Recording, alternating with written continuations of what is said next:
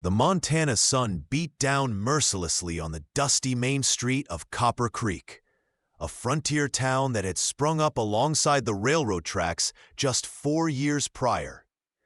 Sheriff Thomas Blackwood stood on the worn wooden porch of his office, squinting against the harsh light as he surveyed the town he'd sworn to protect. At 53, the lines etched into his weathered face told stories of hardship and perseverance that words alone could never capture. The silver that streaked through his once dark hair gleamed in the sunlight, and the star pinned to his chest caught the sun's rays, throwing fractured light across the weathered boards beneath his boots. His fingers, calloused from years of handling firearms and breaking horses, rested casually near the Colt revolver holstered at his hip, a habit formed over decades of vigilance. The war had ended 10 years ago, but Thomas carried those memories like bullets lodged too deep to remove, painful reminders that occasionally flared up when least expected. I'd like to kindly ask you to subscribe to the channel if you haven't already. I'm curious, what city are you watching from today? The town of Copper Creek had transformed from a collection of tents and hastily constructed shacks to a proper settlement with a general store, a bank, 3 saloons, and even a small schoolhouse.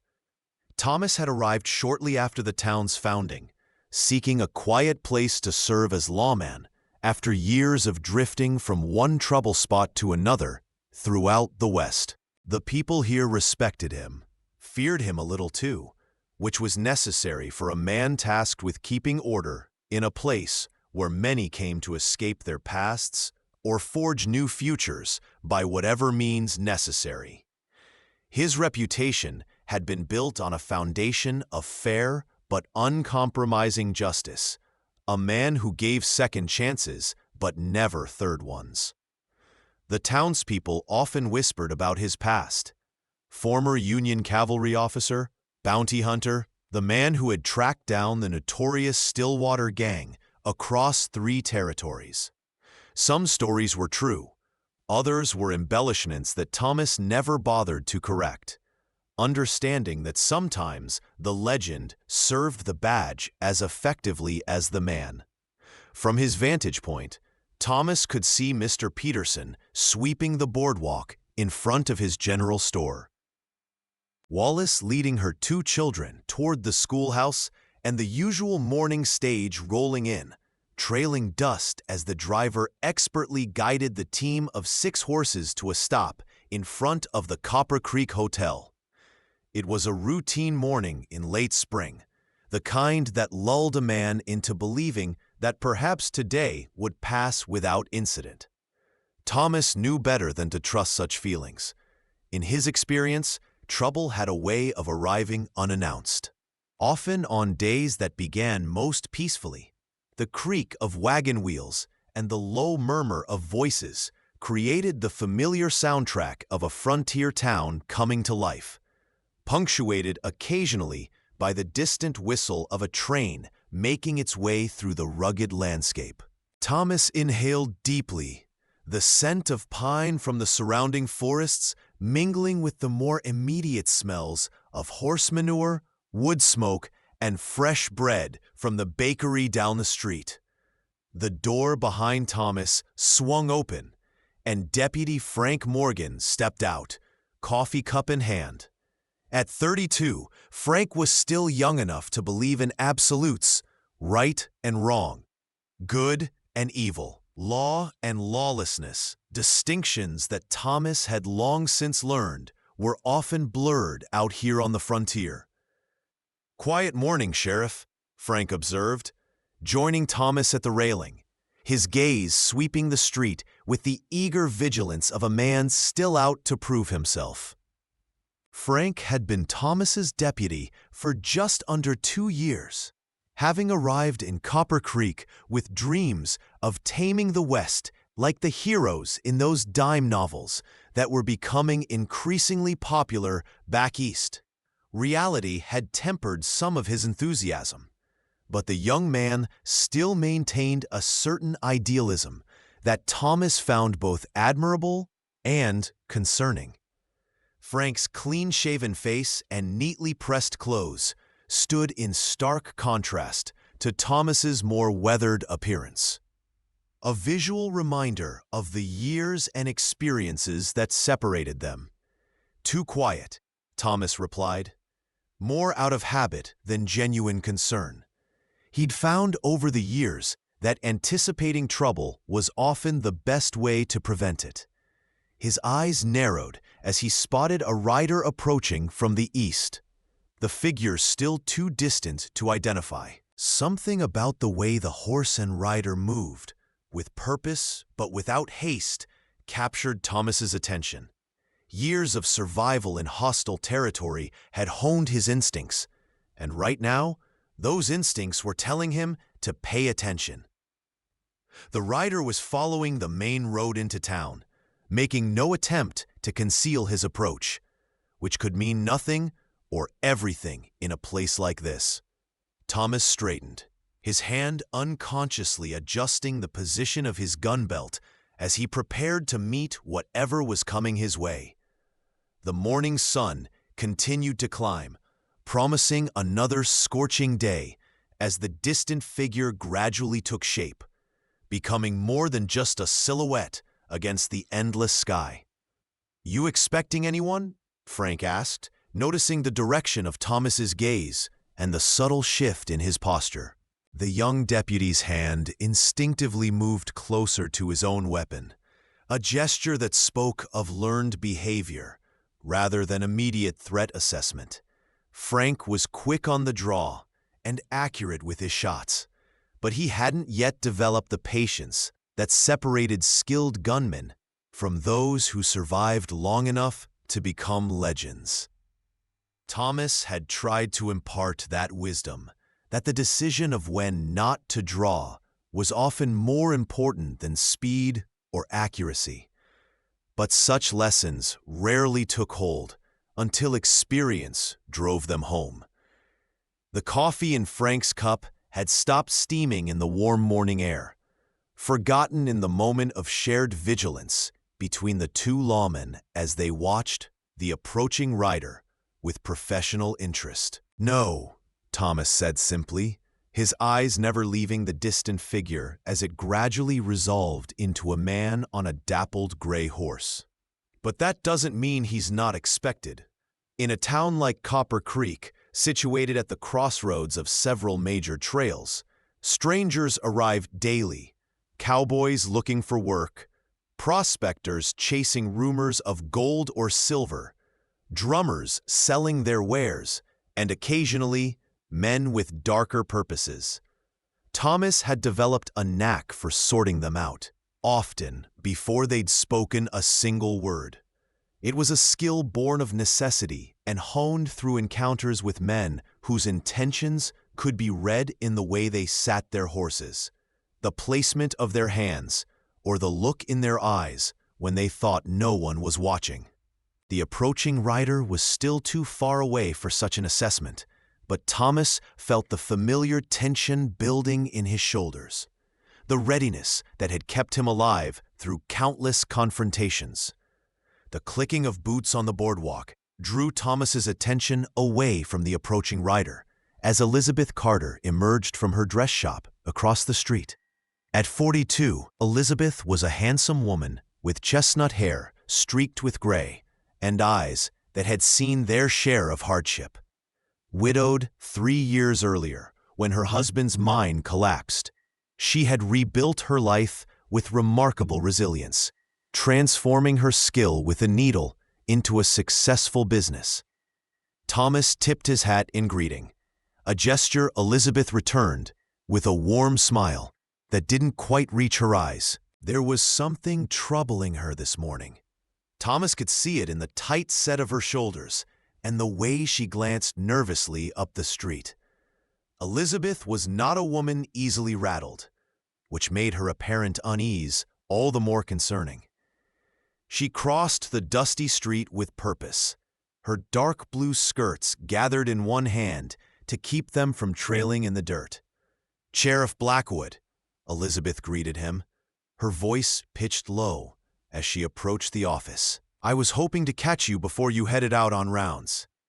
There was a tension in her voice that confirmed Thomas's observation. Something was indeed weighing on her mind.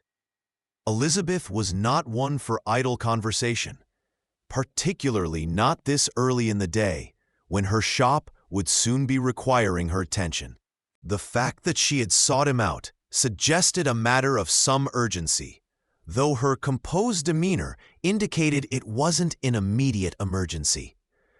Thomas had always appreciated Elizabeth's directness, a quality rare in many of the town's residents, who often approached him with vague concerns wrapped in excessive politeness.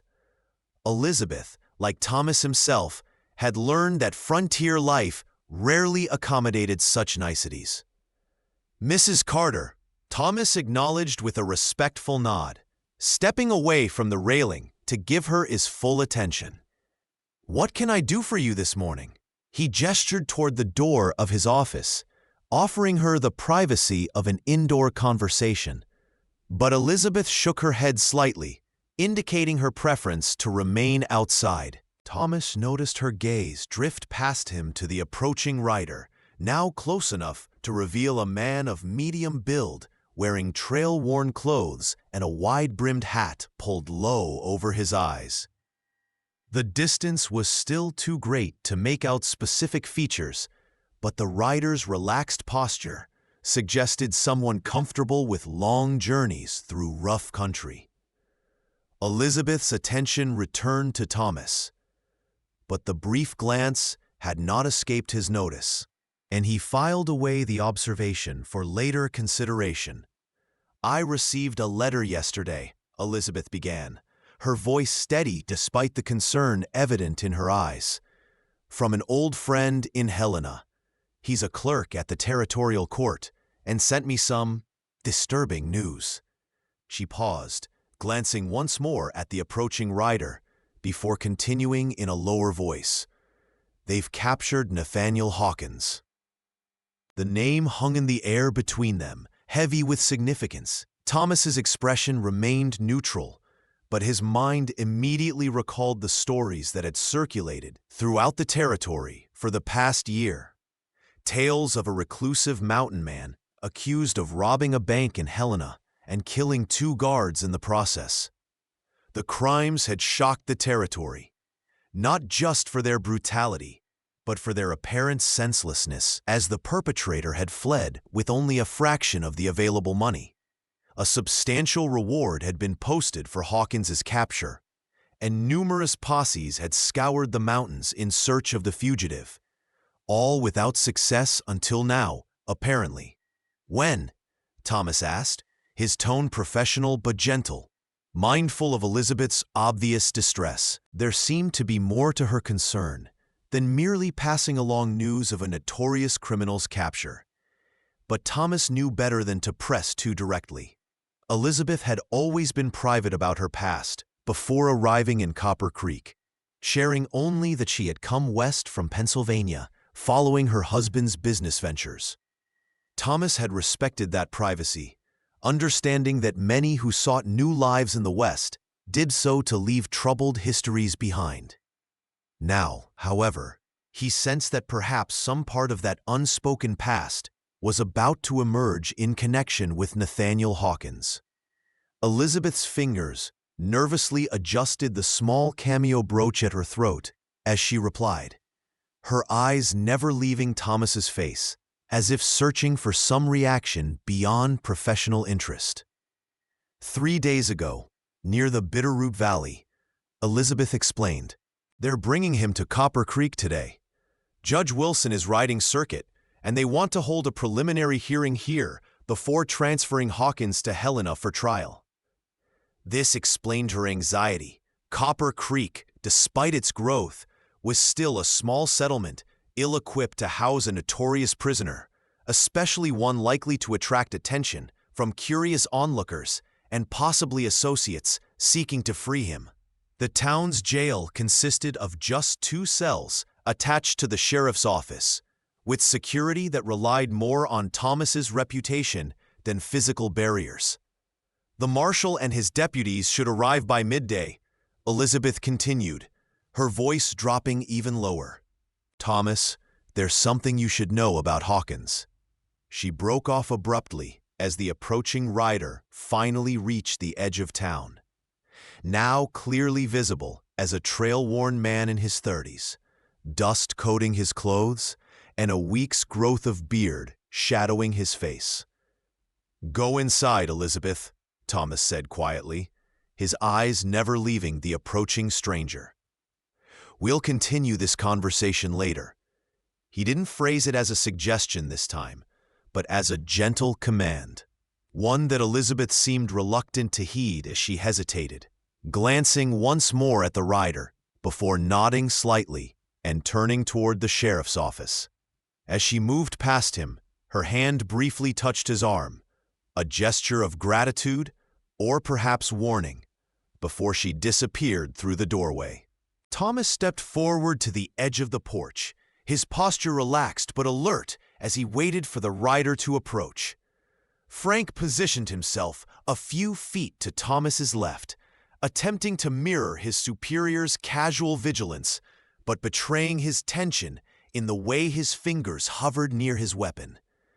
The morning stage had completed unloading its passengers and luggage, and the driver was now leading his team toward the livery stable at the end of the street, leaving the main thoroughfare relatively empty, aside from a few townspeople going about their morning business. The stranger drew his horse to a stop about 20 feet from the sheriff's office, his eyes, now visible beneath the brim of his hat, scanning the surroundings with practiced efficiency before settling on Thomas and the star pinned to his chest. The man was younger than Thomas had initially guessed, perhaps in his early 30s, with intelligent eyes set in a face weathered by sun and wind. There was nothing immediately threatening in his demeanor, but Thomas recognized the cautious assessment of a man accustomed to dangerous situations. The stranger's gaze lingered briefly on the sheriff's office door through which Elizabeth had disappeared, a detail that did not escape Thomas's notice. After a moment of silence, the rider touched the brim of his hat in a gesture that was neither friendly nor hostile, simply acknowledging the presence of the law in this small frontier town. "Morning, Sheriff," the stranger said, his voice carrying the slight accent of the educated East, an unexpected sound in this remote corner of the territory. "William Prescott, U.S. Marshal's Office." He reached slowly into his vest pocket, producing a folded document which he extended toward Thomas. "Advance rider for Marshal Collins. They're bringing in Nathaniel Hawkins for a hearing with Judge Wilson." Thomas stepped forward to take the document, unfolding it to find the expected official authorization signed by the territorial governor. The papers appeared in order, confirming Elizabeth's information about the impending arrival of a notorious prisoner in his jurisdiction. Thomas refolded the document and handed it back to Prescott with a nod of acknowledgement. The marshal's advance man showed no inclination to dismount, clearly intending this to be a brief exchange of information rather than a social call. "When should we expect them?" Thomas asked, already mentally cataloging the preparations necessary for housing a high-profile prisoner and accommodating the additional lawmen who would accompany him. Copper Creek's small hotel would be stretched to capacity with the arrival of a federal marshal and his deputies, not to mention the judge's entourage. Prescott glanced at the sun's position before responding, his expression suggesting a man accustomed to precise calculations. "Early afternoon, I'd estimate. They're moving cautiously, keeping to the main roads. Hawkins has associates who might attempt a rescue." The slight hesitation before the word associates suggested there was more to the story than a simple concern about fellow criminals.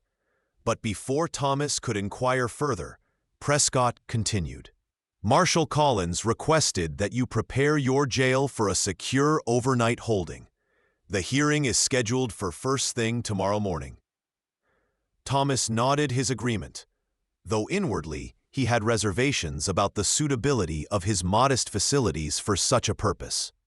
"We'll be ready," he assured the marshal's man, professional courtesy demanding nothing less despite his concerns. "My deputy will show you to the hotel if you're planning to rest before they arrive." He gestured toward Frank, who straightened attentively, clearly eager to demonstrate his competence to this representative of federal authority. Prescott shook his head slightly, declining the offer with a polite but firm finality. "Appreciate it, Sheriff, but I need to ride back and meet the party. Marshal Collins wanted to ensure you were informed and prepared." With another touch to the brim of his hat, the marshal's man turned his horse and started back the way he had come, his posture and pace suggesting a man with no time to waste on pleasantries or rest. As Prescott's figure receded into the distance, Thomas turned to find Frank watching him with barely contained excitement. "Nathaniel Hawkins," the young deputy said, his voice low but vibrant with the thrill of proximity to frontier infamy. "The Helena bank robbery. They say he killed those guards with his bare hands." Thomas frowned slightly at this embellishment of already grim facts, a reminder of how quickly stories grew in the telling across the sparsely populated territory. Frank, noting his superior's expression, adjusted his tone to something more professional. "I'll check the cells, make sure everything's secure." Thomas nodded his approval of this practical focus, watching as his deputy hurried back inside to begin preparations.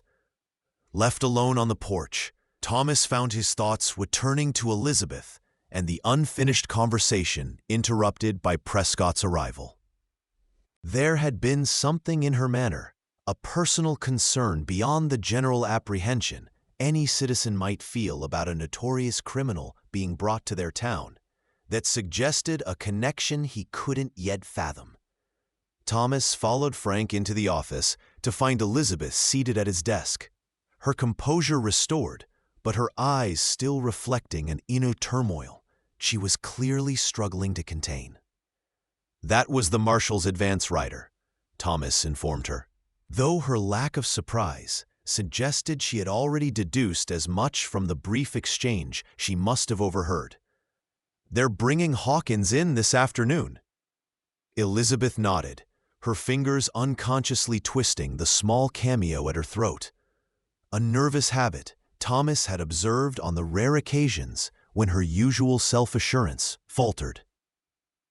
She seemed on the verge of speaking, then glanced at Frank, who was busy inspecting the cell locks, and appeared to reconsider. Thomas understood her hesitation. Whatever she wished to discuss was clearly not intended for additional ears, even those of his trusted deputy. "Frank," Thomas called, making a quick decision. "Ride out to Fletcher's ranch and borrow his extra men for jail security tonight. Then check with Miller at the hotel about rooms for the marshal and his deputies." Frank looked up from his inspection, momentarily disappointed at being sent away just as events of interest were developing, but nodding his acceptance of the necessary tasks. "Yes, sir. Anything else?" Thomas considered briefly before adding, "Stop by the saloons on your way out. Let Walker and the others know. I want no trouble while we're hosting federal officers." This was a sensible precaution. The saloon owners were generally cooperative in maintaining order, but advance warning never hurt, especially with the prospect of curious crowds gathering to glimpse the infamous prisoner. Frank donned his hat and departed, leaving Thomas alone with Elizabeth, who visibly relaxed as the door closed behind the young deputy. She rose from the chair behind the desk, moving to ensure the door was properly shut before turning back to face Thomas, her expression now openly troubled. "Thomas," she began, using his given name in a rare departure from her usual formality, "what I was trying to tell you earlier, It's about Nathaniel Hawkins. She paused, seemingly gathering courage for what would come next. I knew him, years ago, before I was married. This revelation, while surprising, did not seem to warrant the level of distress Elizabeth was displaying. Many who came west had previous acquaintances, and the territory was smaller in terms of social connections than its vast geography might suggest. Thomas waited patiently, sensing there was more to come. Elizabeth took a deep breath before continuing, her voice steady, despite the emotion evident in her eyes. He's not what they say he is. Nathaniel Hawkins is a good man. Eccentric, yes. Solitary by nature, but not a killer or a thief. He couldn't be. The conviction in her voice was unmistakable, raising questions in Thomas's mind about the nature of her past relationship with the accused man. You seem very certain, he observed neutrally, careful not to sound judgmental. Elizabeth nodded emphatically, moving closer as if proximity might help convey her certainty. I am certain. I knew him in Pennsylvania. He was a scholar, a naturalist, studying plant life. Brilliant, but uncomfortable with society. That's why he came west, to study the wilderness, to live in it. Her description painted a picture dramatically at odds with the brutal criminal portrayed in wanted posters and newspaper accounts. Thomas had seen enough of frontier justice to know that mistakes and misidentifications occurred, but the authorities seemed convinced they had the right man. The evidence against Hawkins, from what Thomas had heard, was substantial, if circumstantial. Witnesses placing a man of his description near the bank. Items from the robbery found in the vicinity of his mountain cabin. Elizabeth, Thomas said gently, the territorial authorities believe they have their man. They found some of the stolen money near his camp. Elizabeth shook her head dismissively, her certainty undiminished. That means nothing. Someone could have planted it there or hidden it near his cabin without his knowledge. She moved to the window, glancing out as if checking for potential eavesdroppers before continuing in a lower voice. Thomas, I've been conducting my own investigation since I first heard they were hunting him. I have reason to believe, no, I have evidence that Nathaniel was deliberately framed for the robbery. This was an extraordinary claim, one that Thomas knew would require extraordinary proof to counter the case being built by the territorial authorities. His expression must have reflected his skepticism, for Elizabeth's face hardened with determination as she reached into a small reticule hanging from her wrist and withdrew a folded paper.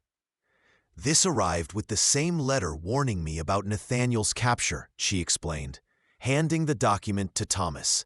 It's a sworn affidavit from Samuel Wilson, a clerk at the bank that was robbed. He states that he saw another man entirely fleeing the scene, a man he recognized as James Thornton, a local businessman with gambling debts.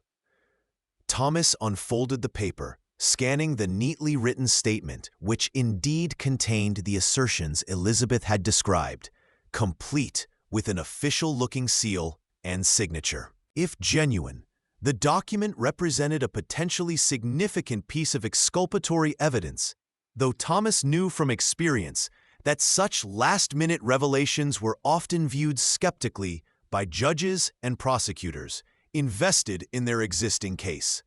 Why would this clerk wait until now to come forward? He asked, a reasonable question that any prosecutor would certainly raise.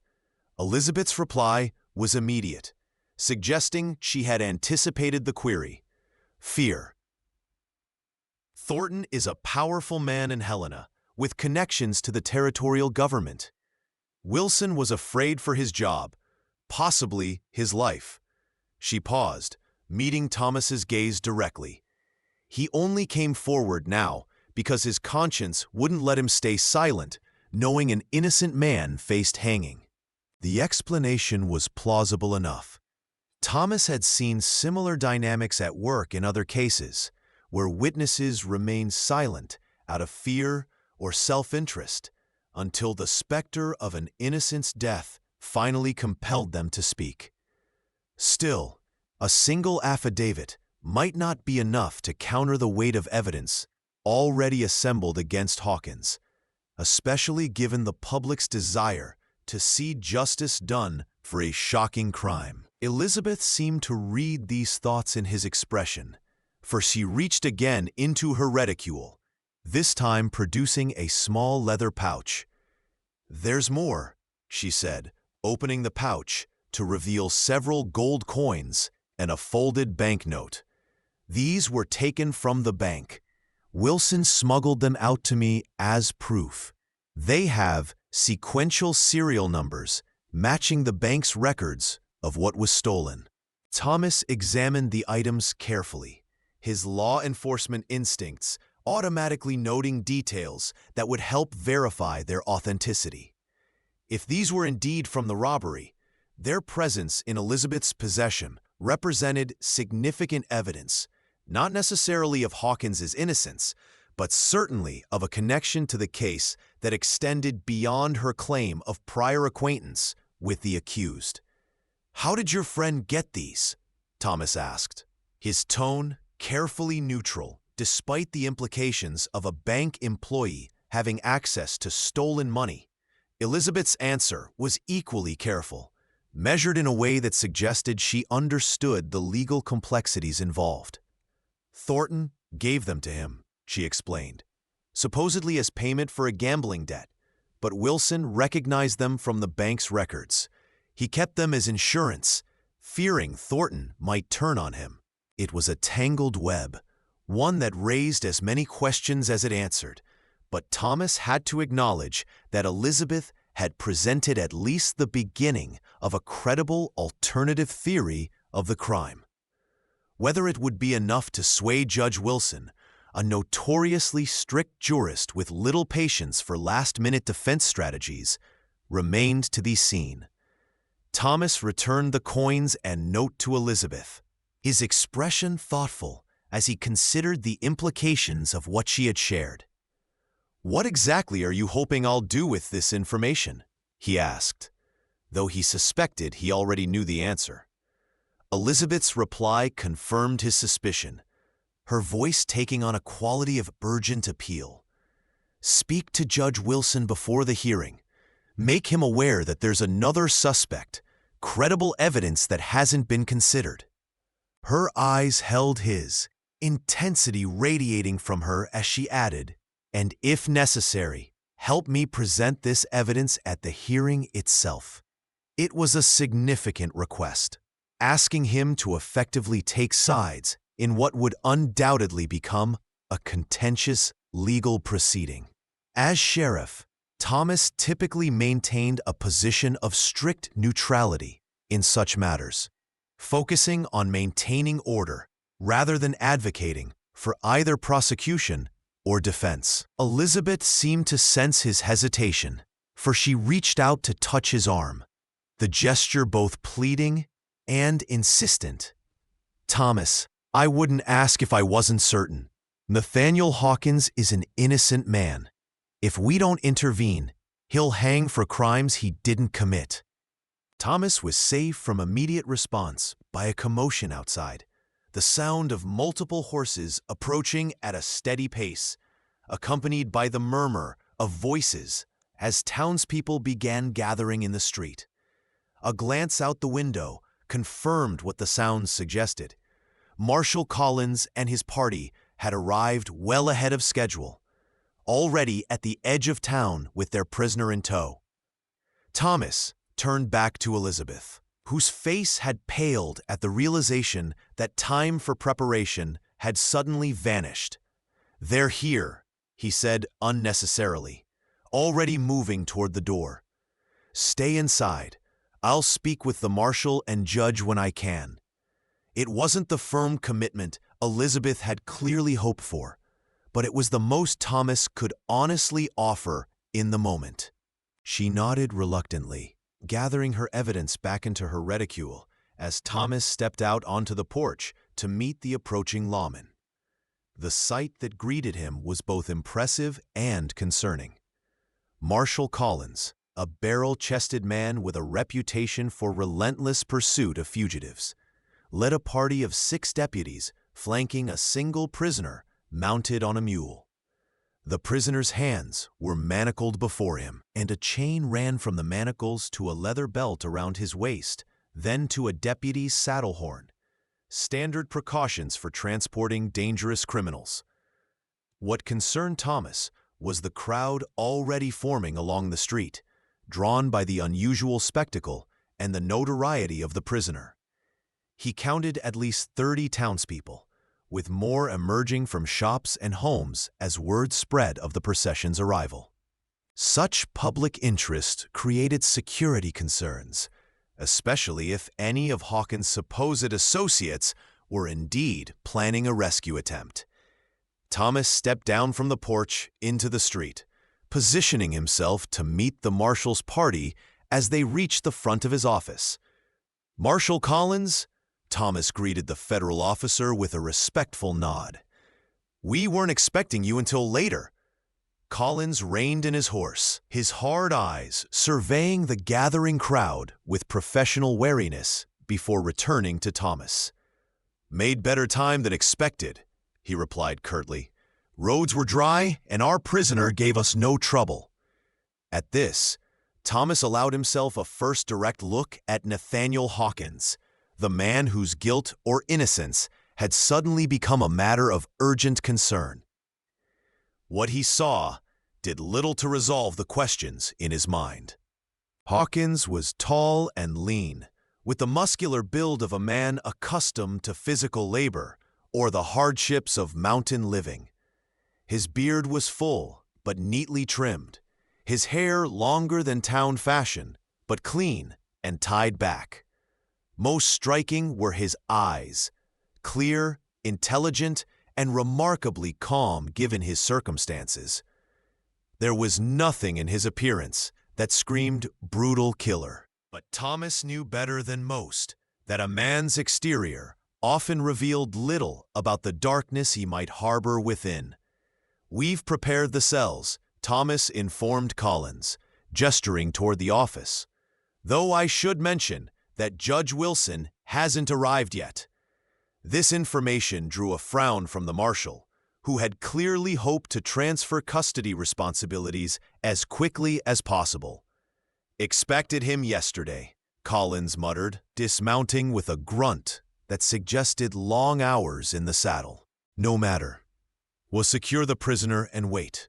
He turned to his deputies, issuing crisp orders for 2 to remain mounted and keep the crowd at a distance while the others assisted in transferring Hawkins to the jail cells.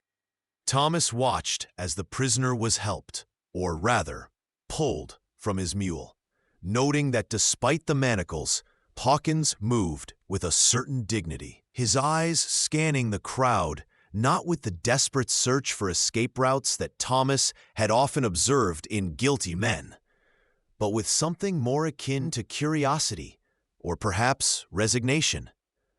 As the deputies began moving Hawkins toward the office door, a commotion erupted from within the gathering crowd. "Let me through," a woman's voice called, instantly recognizable to Thomas as Elizabeth's. His heart sank as he saw her pushing her way forward, ignoring the restraining hands of deputies attempting to maintain order. Collins turned sharply at the disturbance, his hand moving instinctively to his sidearm, a reaction Thomas had to forestall immediately. "It's all right, Marshal," he said quickly, moving to intercept Elizabeth before she could reach the prisoner. "Mrs. Carter is a respected citizen of this town." Collins relaxed slightly at this assurance, but kept a wary eye on the approaching woman, clearly uncomfortable with any deviation from his security protocols. Elizabeth, however, was not to be deterred, her determined stride bringing her directly into the path between the deputies and the office door, effectively blocking their progress with the prisoner.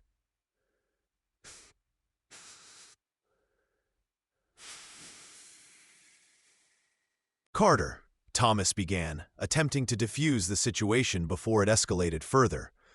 "Perhaps we should discuss this inside."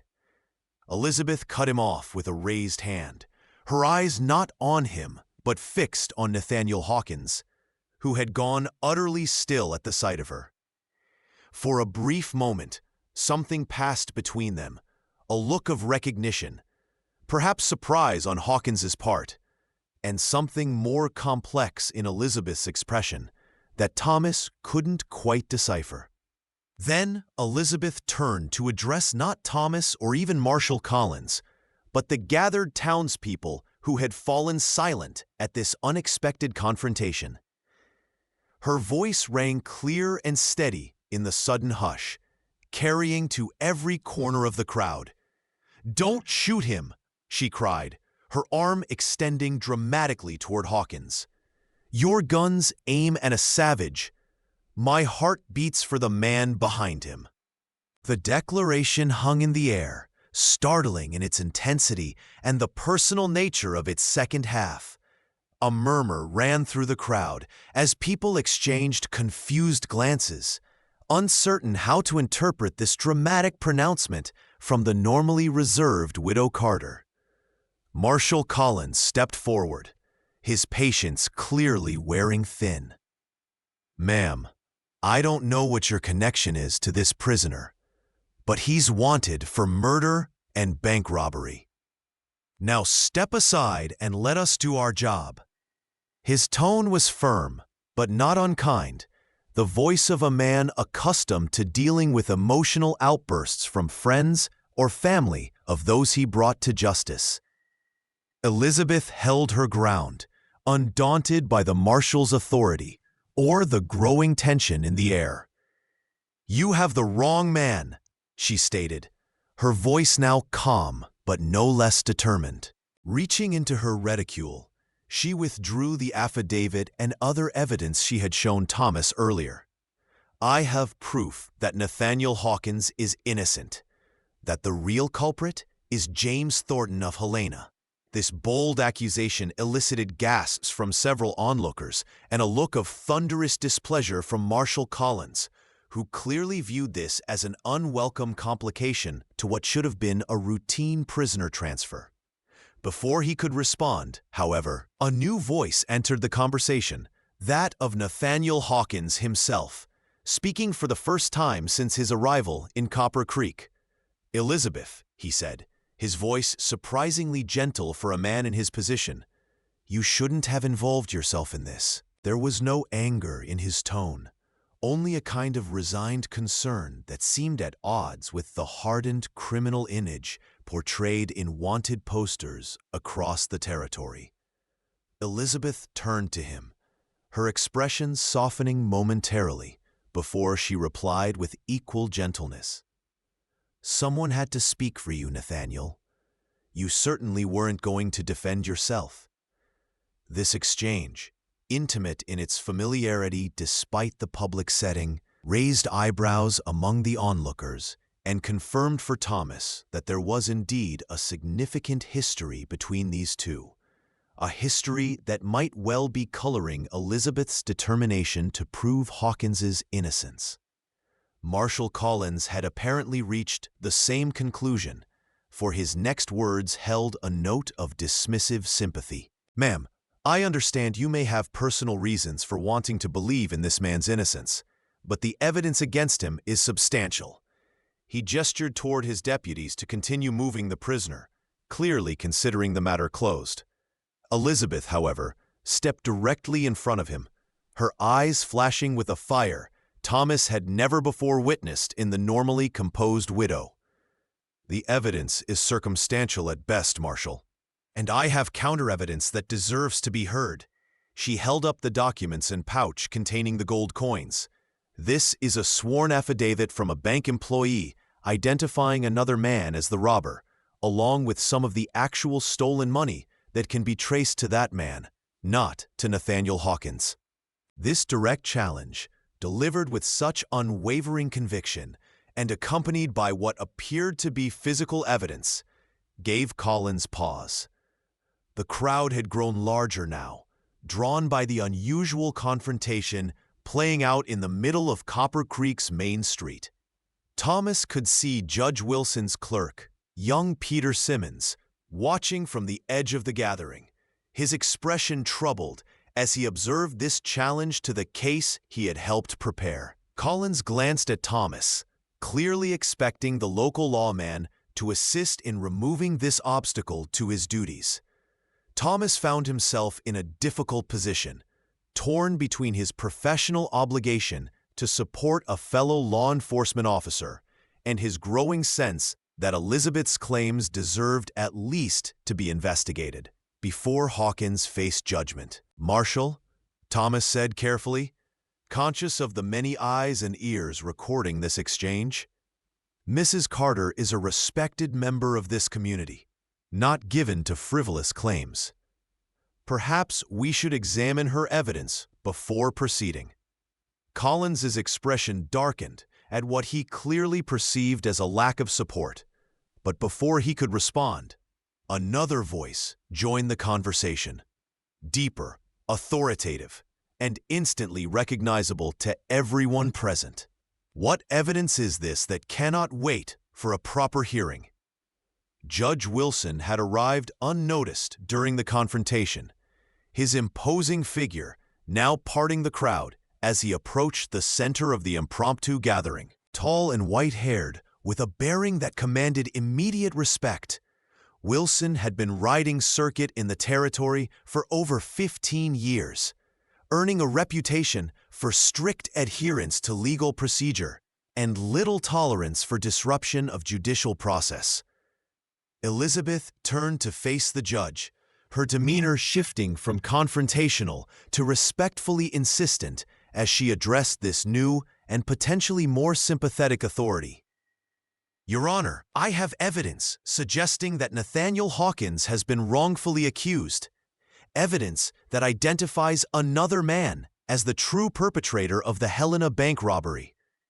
She extended the affidavit toward the judge, who accepted it with a raised eyebrow but made no immediate move to examine its contents. Instead, he surveyed the scene before him. The manacled prisoner, the frustrated marshal, the crowd of townspeople whose daily routines had been interrupted by this unexpected drama. His eyes finally settled on Thomas, a silent question in his gaze that the sheriff understood immediately.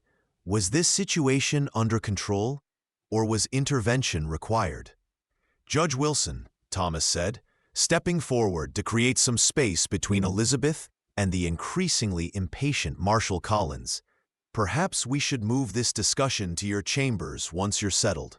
Mrs. Carter has brought some concerning information that deserves consideration before tomorrow's hearing."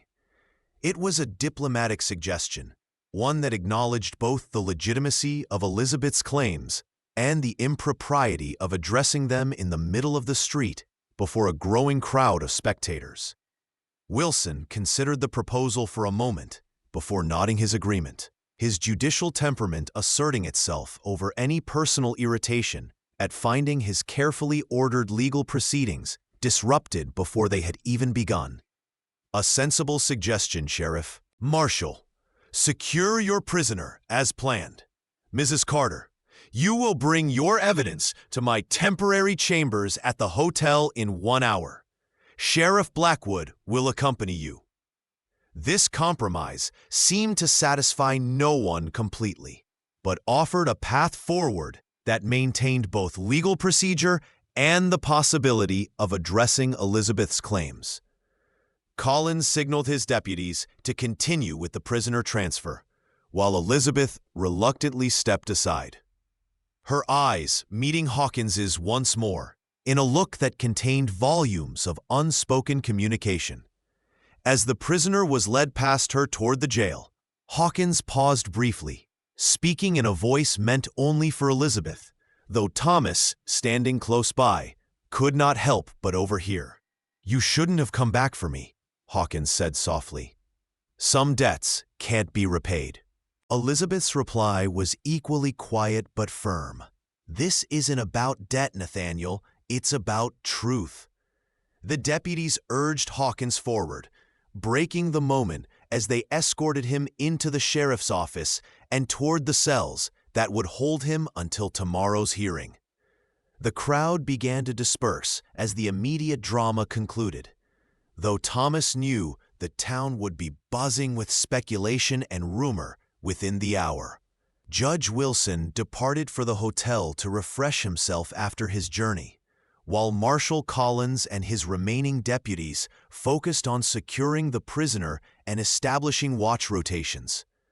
Thomas found himself alone with Elizabeth on the boardwalk outside his office, her face reflecting both determination and a certain vulnerability that tugged at something deep within him. "You took a significant risk confronting the marshal that way," he observed quietly, not accusatory, but concerned. Elizabeth nodded, acknowledging the truth of his statement while showing no regret for her actions. "Some risks are necessary, Thomas. Nathaniel saved my life once. I couldn't stand by and watch him hang for something he didn't do." This was new information, a piece of the puzzle that helped explain Elizabeth's extraordinary commitment to a man most of the territory had already condemned in the court of public opinion. "Saved your life?" Thomas prompted gently, aware they had only a short time before they would need to present themselves at Judge Wilson's temporary chambers. Elizabeth's gaze turned distant, as if looking back through years to memories long suppressed. "It was before I met Richard, when I first came west. I was traveling with a survey party near the Wyoming border. There was a flash flood. Nathaniel pulled me from the water when everyone else had given me up for dead." She refocused on Thomas, her expression earnest. "He's a solitary man, awkward with people, and more comfortable in the wilderness than in towns. But he's no killer, Thomas. The man I knew could never have committed the crimes they're accusing him of."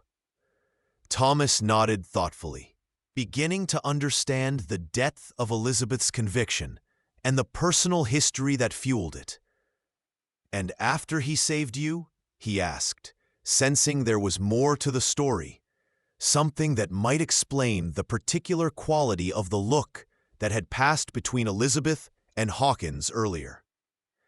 A faint flush colored Elizabeth's cheeks as she replied, her voice dropping slightly. "He cared for me until I recovered. We became close, but our paths diverged. He couldn't bear civilization. I couldn't imagine living in complete isolation. When Richard proposed a year later, I accepted."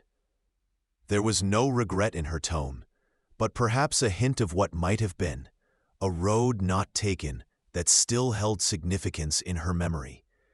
Thomas absorbed this revelation, considering its implications for the situation at hand and for his understanding of Elizabeth herself, a woman he had come to admire deeply during their years as neighbors and friends in Copper Creek.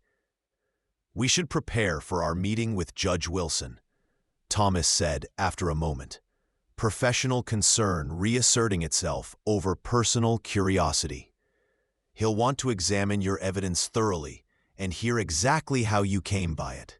Elizabeth nodded, visibly shifting her focus back to the immediate challenge of convincing the skeptical judge to reconsider a case that appeared, to all official eyes, to be settled beyond reasonable doubt. "Will you support me, Thomas?" she asked directly, her eyes holding his, with an intensity that demanded an equally direct response. Thomas considered the question carefully, weighing his obligations as sheriff against his growing conviction that Elizabeth's concerns deserved serious consideration. Finally, he nodded, his decision made. "I'll support a fair examination of all evidence, Elizabeth. That's all I can promise, but I believe it's what you're asking for." The hour that followed was spent in careful preparation, with Thomas helping Elizabeth organize her evidence and anticipate the questions Judge Wilson would likely pose. The sworn affidavit from bank clerk Samuel Wilson formed the centerpiece of her case, supported by the physical evidence of the gold coins and banknote allegedly traced to James Thornton. Thomas advised Elizabeth to focus on these tangible elements rather than her personal knowledge of Hawkins' character, knowing that the judge would give more weight to documentary evidence than to character testimony, especially from someone with an acknowledged personal connection to the accused. As they worked, Thomas found himself increasingly convinced that Elizabeth's claims deserved serious investigation, regardless of the ultimate determination of Hawkins' guilt or innocence. The evidence she had assembled, while not conclusive, certainly raised reasonable doubts about the official narrative of the Helena bank robbery. When they finally presented themselves at Judge Wilson's temporary chambers, a hastily arranged sitting room in the Copper Creek Hotel, they found the judge already in conversation with Marshall Collins, whose expression darkened at their arrival. The marshal had clearly been making his case for proceeding with the original hearing as planned, without the complication of Elizabeth's intervention. Judge Wilson, however, maintained the impassive demeanor that had made him both respected and feared throughout the territory, showing no indication of whether Collins's arguments had swayed him. "Mrs. Carter, Sheriff Blackwood," the judge acknowledged them with a nod, gesturing toward chairs arranged before the small desk he had appropriated. "I understand you have evidence you believe relevant to the case against Nathaniel Hawkins. I will hear you out. Though I caution that disrupting established judicial proceedings requires substantial cause." Elizabeth seated herself with the composed dignity that had always characterized her public presence in Copper Creek, betraying none of the nervous energy Thomas knew she must be feeling. "Thank you, Your Honor," she began, placing her evidence on the desk between them. "I believe an innocent man has been wrongfully accused, and that the true perpetrator of the Helena bank robbery remains free to potentially commit further crimes." It was a strong opening, appealing to the judge's commitment to justice rather than merely to mercy for Hawkins. Wilson's expression remained neutral as Elizabeth carefully laid out her evidence, beginning with the affidavit from Samuel Wilson and supporting it with the physical evidence of the stolen money, allegedly traced to James Thornton. Throughout her presentation, Marshall Collins remained silent but visibly skeptical, his arms crossed over his chest in a posture of preemptive rejection of her claims. When Elizabeth had finished, Judge Wilson examined the affidavit carefully, his experienced eyes noting details a less practiced observer might miss. "This document appears properly executed," he acknowledged, "but its timing raises concerns." Why would this bank clerk wait until after Hawkins's capture to come forward with such significant information? It was the obvious question, one Thomas and Elizabeth had anticipated in their preparation. Elizabeth's response was measured, presenting the explanation without dramatic embellishment. "Fear, Your Honor. James Thornton is a powerful man in Helena business circles, with connections to territorial officials. Samuel Wilson feared for his livelihood and possibly his safety if he accused such a man without irrefutable proof." Wilson nodded thoughtfully, neither accepting nor rejecting the explanation outright. He turned his attention to the gold coins and banknote, examining them with particular interest. "These items are indeed consistent with those reported stolen in the robbery," he observed. "Though without the bank's detailed records, I cannot verify the claim regarding sequential serial numbers." At this, Marshall Collins finally broke his silence, leaning forward with an expression of growing frustration. "Your Honor, while this is all very interesting, it hardly constitutes grounds for delaying or dismissing the case against Hawkins. We have multiple witnesses placing him near the bank on the day of the robbery, items from the robbery found near his cabin, and his own flight from authorities when approached for questioning. These were strong points, the foundation of the case that had led to Hawkins's pursuit and capture.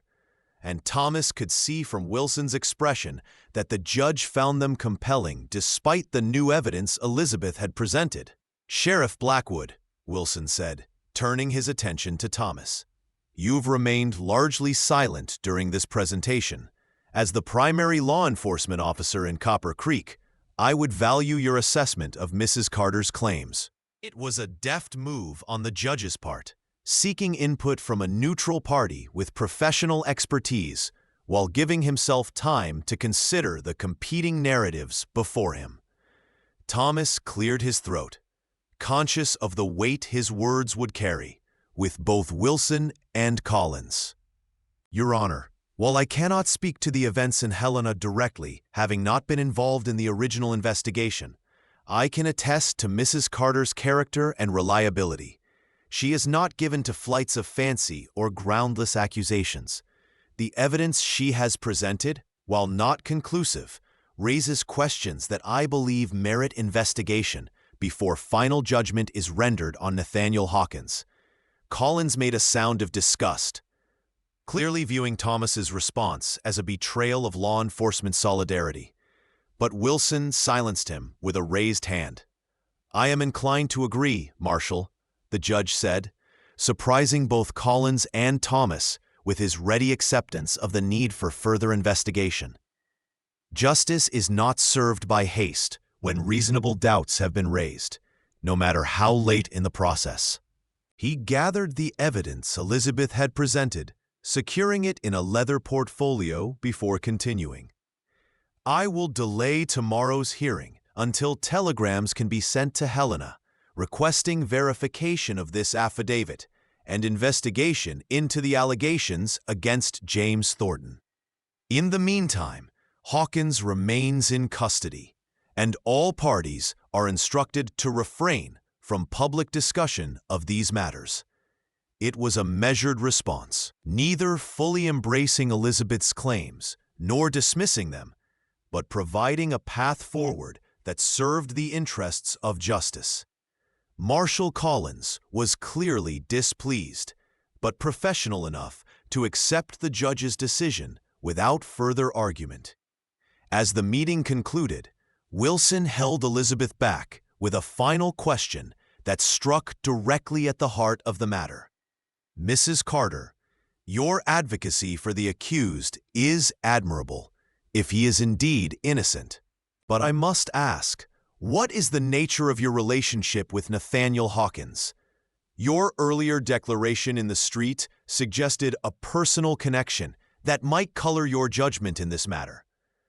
The question was direct but not accusatory, reflecting the judge's need to understand all factors that might influence the case before him. Elizabeth met his gaze steadily, her response equally direct. "He saved my life many years ago, Your Honor, before I was married. We were close for a time, but our paths diverged.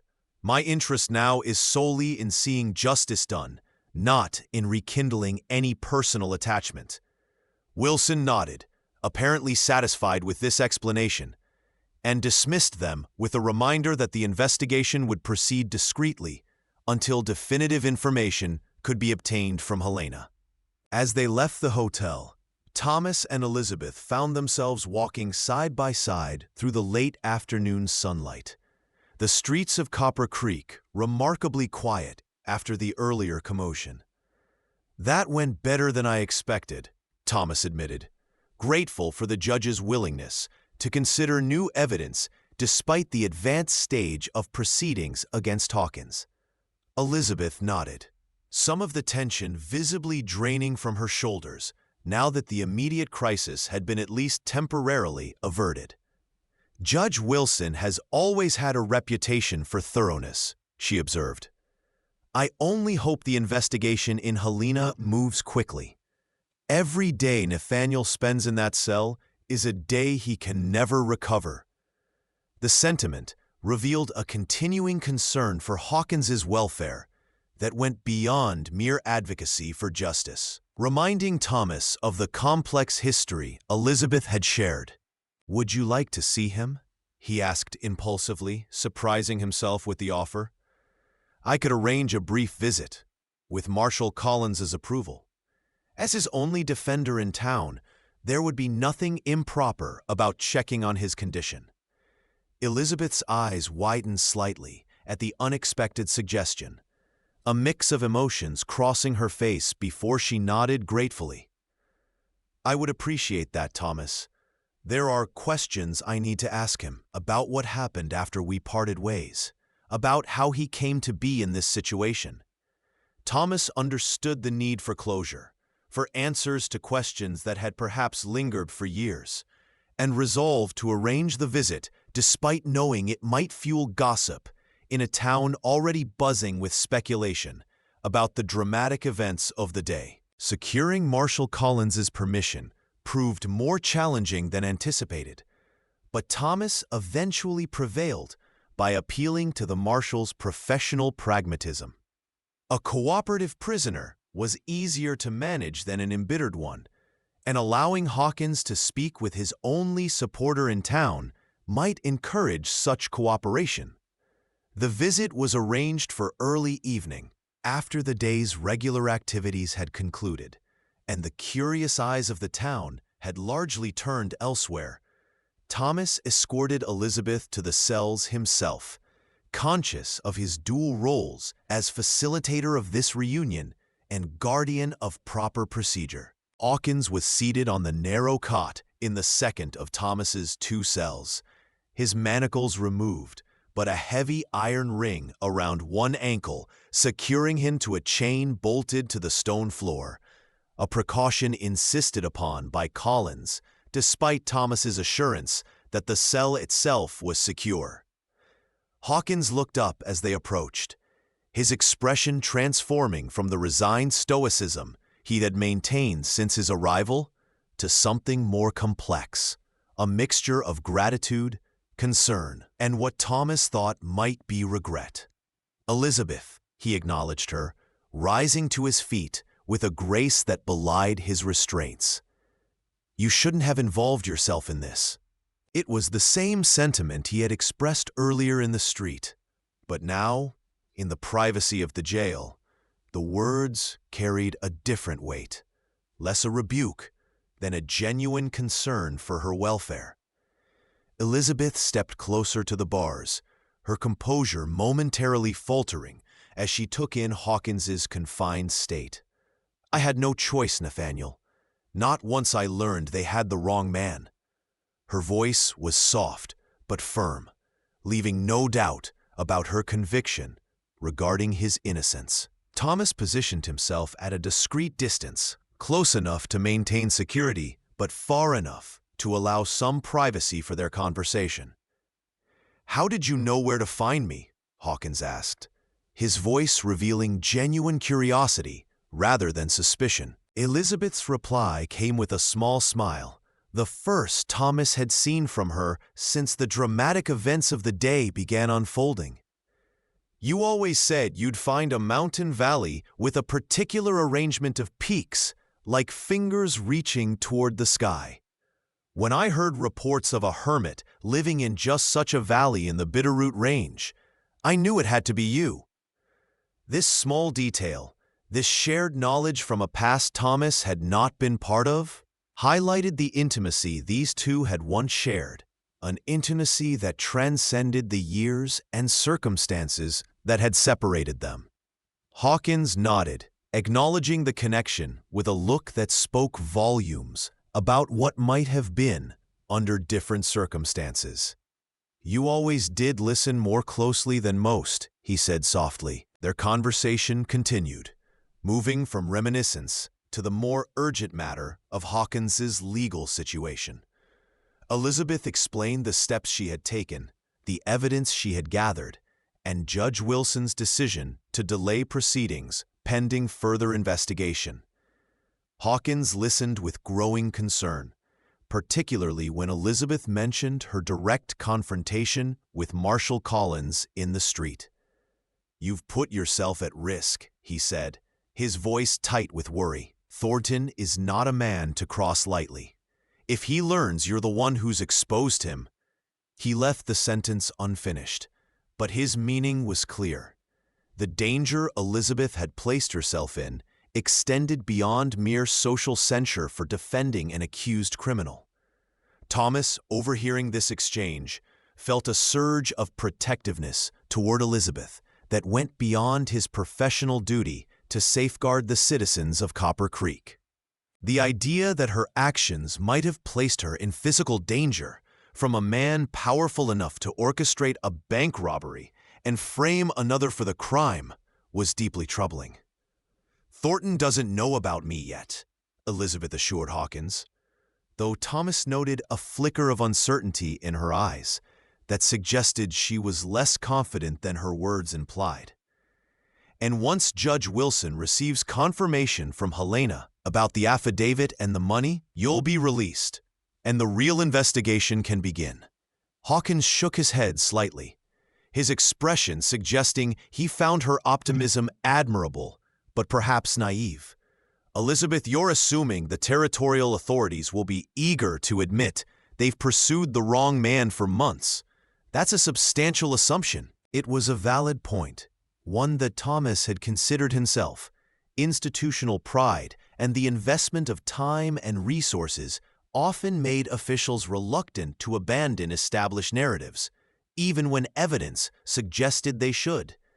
Elizabeth's determination, however, remained unshaken. "Truth has a way of emerging, Nathaniel, especially when there are those committed to bringing it to light." She glanced at Thomas as she spoke, a silent acknowledgement of his support in her efforts. Hawkins followed her gaze, studying Thomas with new interest, no longer viewing him solely as the local lawman, but as someone significant to Elizabeth, perhaps even as a potential ally in his predicament. "Sheriff Blackwood has been instrumental in arranging for Judge Wilson to hear my evidence," Elizabeth explained, confirming Hawkins's apparent assessment. "He believes in the importance of investigating all possibilities before judgment is rendered." Thomas nodded in acknowledgement of this characterization, though he felt compelled to clarify his position. "I believe in justice, Mr. Hawkins. That means neither presuming guilt nor innocence, but following evidence wherever it leads." Hawkins seemed to appreciate this measured response, offering a slight nod of respect before returning his attention to Elizabeth. "You've done more than I could have asked or expected," he told her, his voice softening with genuine gratitude. "Whatever happens now, I won't forget that you stood by me when the entire territory had already condemned me." The moment between them was charged with emotion. Not romance, Thomas thought, but the profound connection of two people who had shared significant experiences and whose lives had been irrevocably altered by their intersection. As their visit concluded and Thomas prepared to escort Elizabeth back to the office, Hawkins spoke once more, his words directed at both of them. "Watch over her, Sheriff. If Thornton learns what she's done, he won't hesitate to eliminate what he perceives as a threat to his freedom and reputation." The warning sent a chill through Thomas. Not because it was new information, but because hearing it from Hawkins, a man who presumably knew the frontier and its dangers as intimately as anyone, lent it additional weight. "I'll ensure Mrs. Carter's safety," Thomas assured him, the promise carrying more personal commitment than professional duty. Elizabeth began to protest that she was capable of looking after herself, but Thomas silenced her with a look that brooked no argument. "Until this matter is resolved," he said firmly, "you'll accept additional protection." His tone made it clear this was not a suggestion, but a decision already made, one he would implement with or without her cooperation. Elizabeth, perhaps recognizing the futility of resistance, nodded her reluctant agreement before bidding Hawkins goodbye with a promise to return when there was news from Helena. The next 3 days passed with agonizing slowness for all involved. Thomas arranged for Deputy Frank to maintain a discreet watch on Elizabeth's shop and home, while he himself made more frequent rounds past her property than his usual patrol pattern would dictate. Judge Wilson remained sequestered in his temporary chambers at the hotel, emerging only for meals and occasional walks that seemed designed more for thinking than exercise. Marshal Collins and his deputies maintained their vigil at the jail, their initial skepticism gradually giving way to a professional neutrality as telegrams began arriving from Helena. Messages that the judge shared with no one, maintaining judicial discretion until all requested information had been received and considered. The town of Copper Creek continued its daily routines, though with an undercurrent of anticipation that manifested in lingering glances toward the jail and hotel, and in conversations that fell silent when Thomas or other officials passed within earshot. On the morning of the 4th day, a final telegram arrived from Helena, delivered directly to Judge Wilson's chambers. By midday, word had spread through town that the judge had called for a special session to be held that afternoon in the town's small meeting hall, the only space large enough to accommodate what promised to be a significant crowd. Thomas received official notification to have the prisoner ready for transport to the hall at 2 o'clock, along with instructions to maintain order during what might prove to be a contentious proceeding. Elizabeth, visiting Thomas's office when the notification arrived, read the message over his shoulder with a mixture of hope and apprehension. "This is it," she said softly. Whatever the telegrams revealed, Wilson has made his decision. Thomas nodded, his own thoughts turning to the practical concerns of security and crowd control, while trying not to speculate on the outcome that awaited Nathaniel Hawkins. The meeting hall was indeed packed by the time Thomas arrived with Hawkins, Marshal Collins, and 2 deputies flanking the prisoner, while Thomas led the way through the crowd that parted reluctantly before them. Judge Wilson was already seated at a table on the raised platform at the front of the hall, his judicial robes adding gravity to the improvised courtroom. Elizabeth sat in the front row, her face pale but composed, as she watched Hawkins being led to a chair positioned before the judge's table. Thomas took his position at the side of the room, where he could observe both the proceedings and the crowd, ready to intervene if emotions ran high, regardless of the judge's ruling. The murmur of conversation died away as Wilson raised his hand for silence, the authority of his office commanding immediate respect even in this informal setting. "This special session is convened to address new evidence in the matter of the Territory versus Nathaniel Hawkins," Wilson began, his voice carrying clearly to every corner of the crowded hall. "As many of you witnessed 4 days ago, Mrs. Elizabeth Carter presented evidence suggesting that Mr. Hawkins may have been wrongfully accused of the Helena bank robbery and subsequent murders. In the interest of justice, I delayed proceedings to investigate these claims." He paused, allowing the significance of his words to register with the assembled townspeople before continuing. "Having received and reviewed multiple telegraphic communications from Helena, including statements from bank officials and territorial investigators, I am now prepared to render a decision regarding the disposition of this case." The tension in the room was palpable, as everyone present, from Marshal Collins to Elizabeth to the curious townspeople, waited to learn what information the telegrams had contained and how it would affect Hawkins' fate. Wilson cleared his throat, retrieving a sheaf of papers from the table before him. The affidavit presented by Mrs. Carter, purportedly from bank clerk Samuel Wilson, has been confirmed as genuine. Mr. Wilson has provided additional testimony to territorial officials, expanding on his initial statement and providing further details regarding the involvement of businessman James Thornton in the Helena bank robbery. A murmur ran through the crowd at this revelation, quickly silenced by Wilson's raised hand. Furthermore, an examination of the gold coins and banknote provided by Mrs. Carter confirms that they are indeed part of the currency stolen during the robbery, and evidence has been uncovered linking these items directly to Thornton rather than to the accused.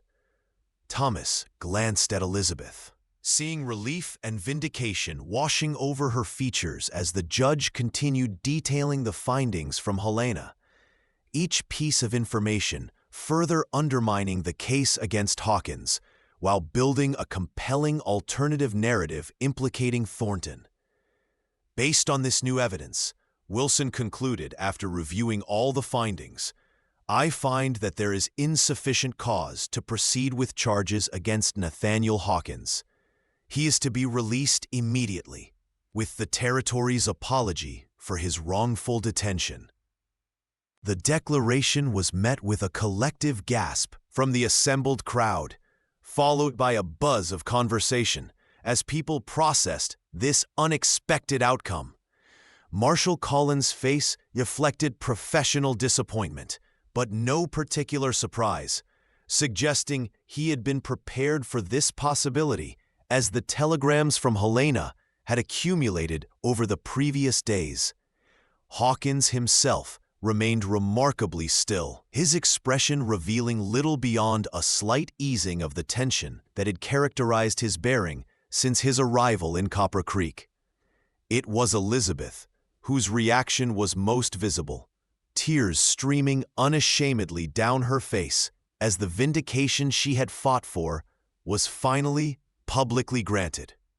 Furthermore, Wilson added, raising his voice to be heard above the growing conversation, "I am issuing a warrant for the arrest of James Thornton on charges of bank robbery, murder, and conspiracy to frame an innocent man for his crimes.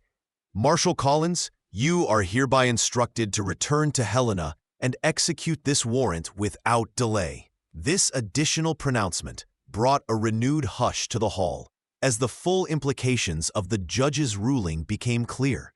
Not only was Hawkins being freed, but the wealthy and connected Thornton would now face the very charges that had been leveled against the mountain hermit. It was a dramatic reversal of fortune that demonstrated the power of justice to correct its course when new evidence came to light, a principle that Thomas had always believed in, but had seen fulfilled all too rarely in his years enforcing the law on the frontier. As the formal proceedings concluded and the crowd began to disperse, Thomas made his way to where Hawkins stood, now officially a free man, though still surrounded by curious onlookers. "Mr. Hawkins," Thomas said, extending his hand in a gesture that was both professional and personal, "on behalf of Copper Creek, I apologize for the circumstances of your stay with us." Hawkins accepted the handshake with a small smile, the first Thomas had seen from him, and a nod of acknowledgement. "No apology necessary, Sheriff. You did your duty with fairness and dignity." Not every law officer I encountered during this ordeal could claim the same. It was a gracious response from a man who had endured months of pursuit and days of imprisonment for crimes he hadn't committed, reflecting a character that began to explain Elizabeth's unwavering faith in his innocence. Elizabeth joined them, her composure restored, though her eyes still shone with the emotion of the moment. "You're free, Nathaniel," she said simply, stating the obvious, perhaps, but in a tone that conveyed the significance of those simple words after days of uncertainty. Hawkins turned to her, his expression softening as he replied, "Thanks to you, Elizabeth. Your courage in coming forward saved more than my life. It saved my faith in the possibility of justice in this world." The moment between them was interrupted by Marshall Collins, approaching with a businesslike stride that suggested he had already moved past the collapse of his case against Hawkins and was focusing on his new assignment to apprehend Thornton. "Mr. Hawkins," Collins addressed the freedman with formal correctness, "your belongings are being retrieved from evidence. They'll be returned to you within the hour. The territory will provide compensation for your horse, which was sold after your capture." Hawkins nodded his acceptance of these practical matters, his attention clearly more focused on Elizabeth than on the details of his restored freedom. As Collins departed to begin preparations for his return journey to Helena, Thomas found himself in the awkward position of third party to what was clearly a reunion laden with unresolved emotions and unspoken histories. He was considering a tactful withdrawal when Hawkins surprised him by addressing him directly. "Sheriff Blackwood, I understand from our conversations that you've become an important figure in Elizabeth's life here in Copper Creek." The statement was delivered without jealousy or challenge, merely as an acknowledgement of observed reality. Thomas, uncertain how to respond, glanced at Elizabeth, whose cheeks had colored slightly at Hawkins's direct reference to a relationship that had remained largely unspoken between her and Thomas despite their growing closeness over the years. "Mrs. Carter is a valued member of our community," Thomas replied carefully, maintaining formal address while conscious of the inadequacy of such a description for his actual feelings toward Elizabeth. Hawkins smiled slightly, apparently seeing through the professional facade to the more personal truth beneath. "She deserves happiness, Sheriff," he said quietly, "something I couldn't provide with the life I've chosen." There was no bitterness in his voice, only a reflective acceptance of paths taken and the consequences that flowed from those choices. Elizabeth looked between the two men, emotion playing across her features as she witnessed this unexpected exchange. Hawkins essentially giving his blessing to whatever might develop between her and Thomas, acknowledging that his own connection to her, however significant in the past, belonged to that past rather than to any shared future. The moment was interrupted by the arrival of Deputy Frank, carrying a small bundle that presumably contained Hawkins' personal effects. "Your things, Mr. Hawkins," Frank announced, handing over the bundle with a slightly sheepish expression that suggested he felt some responsibility for having guarded a man now proven innocent. Hawkins accepted the bundle with a nod of thanks, checking its contents briefly before securing it under his arm. "I should find lodging for the night," he said, glancing toward the hotel across the street. "Tomorrow, I'll begin the journey back to my cabin, assuming it hasn't been completely ransacked by now." The practical concern was delivered with a touch of dry humor. The first indication Thomas had seen that the man possessed a capacity for lightness despite his ordeal. Elizabeth immediately offered assistance, promising to arrange a room at the hotel and to provide supplies for Hawkins' journey home. Thomas, sensing they had matters to discuss that did not require his presence, excused himself to attend to his duties, promising to check on them later. The remainder of the day passed in a whirlwind of activity as Marshall Collins and his deputies prepared for their return journey to Helena, now with the new mission of apprehending James Thornton rather than transporting Nathaniel Hawkins for trial. Thomas found himself occupied with various administrative tasks related to Hawkins's release and the official closure of the case in Copper Creek's records. It was late afternoon before he had an opportunity to visit the hotel, where he found Elizabeth and Hawkins seated in the small dining room, deep in conversation that ceased abruptly when they noticed his approach.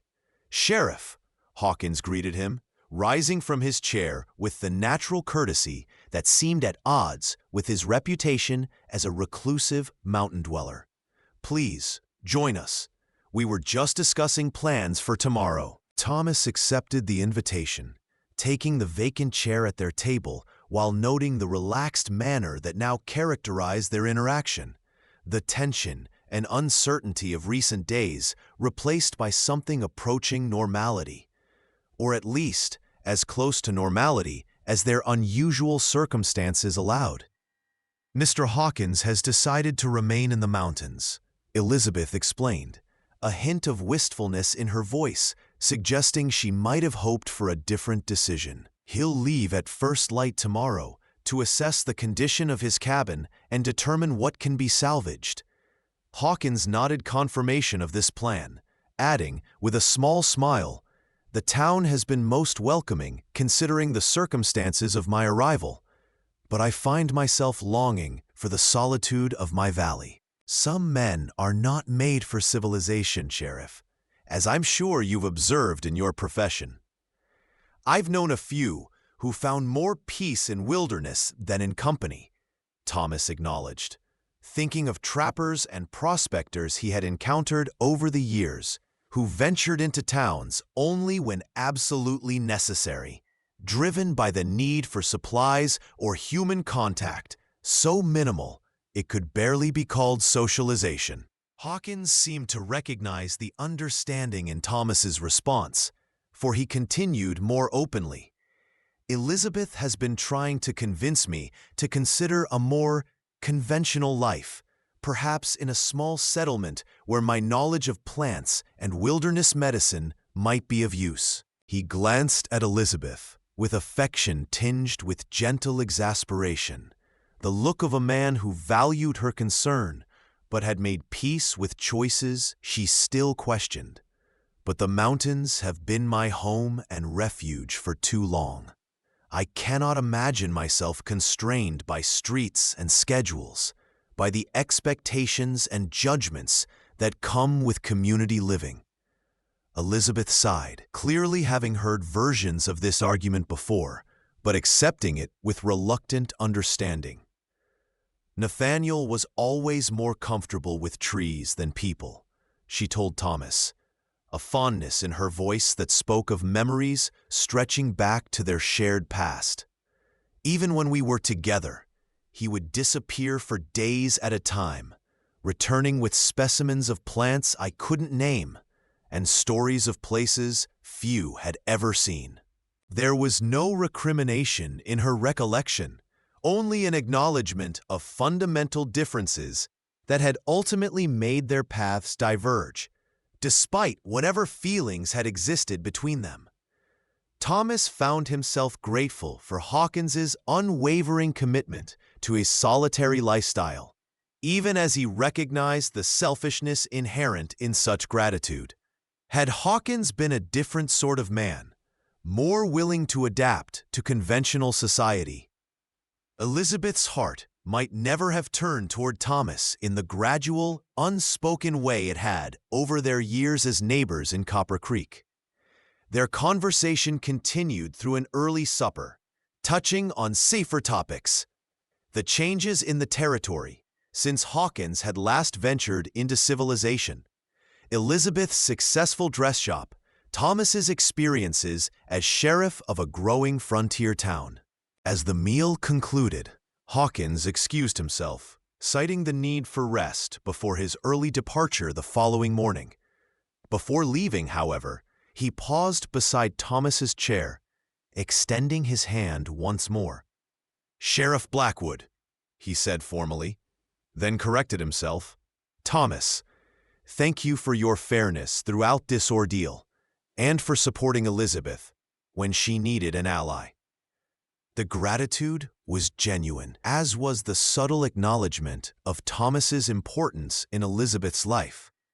An acknowledgement that felt like both approval and a passing of responsibility for her happiness and welfare.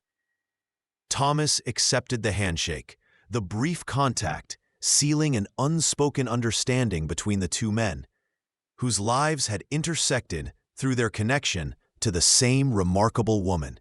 Left alone with Elizabeth as Hawkins departed for his room, Thomas found himself unexpectedly tongue-tied, unsure how to navigate the emotional currents that swirled in the wake of recent events. Elizabeth saved him from floundering by addressing directly what hung unspoken between them. "He was an important part of my past, Thomas," she said softly, her eyes meeting his across the table. "But the past is where that belongs. I've built a life here in Copper Creek, a good life, with work that fulfills me and people I care about deeply." The implication was clear, though she left it unstated, that he, Thomas, was foremost among those people, a central figure in the present she had constructed and the future she envisioned. Thomas reached across the table, covering her hand with his, in a gesture that would have scandalized the more conservative elements of Copper Creek society, had any been present to witness it. "I'm glad you found the courage to speak up for him," Thomas said, choosing his words carefully. "It speaks to your character, to your sense of justice. Those are qualities I've always admired in you, Elizabeth." It was as close to a declaration as he had ever come. This acknowledgement of specific virtues observed and appreciated over years of acquaintance. Elizabeth turned her hand beneath his, their fingers intertwining in a more deliberate contact that represented a crossing of boundaries long maintained between them. The proprieties of widow and bachelor in a small frontier community where reputations were easily damaged and slowly repaired. "Life is too short for regrets," she said softly. "I've learned that lesson twice now. First, when Richard died, and again these past days, seeing Nathaniel face hanging for something he didn't do." The following morning dawned clear and crisp, a perfect spring day for beginning a journey. Thomas arrived at the hotel just after sunrise.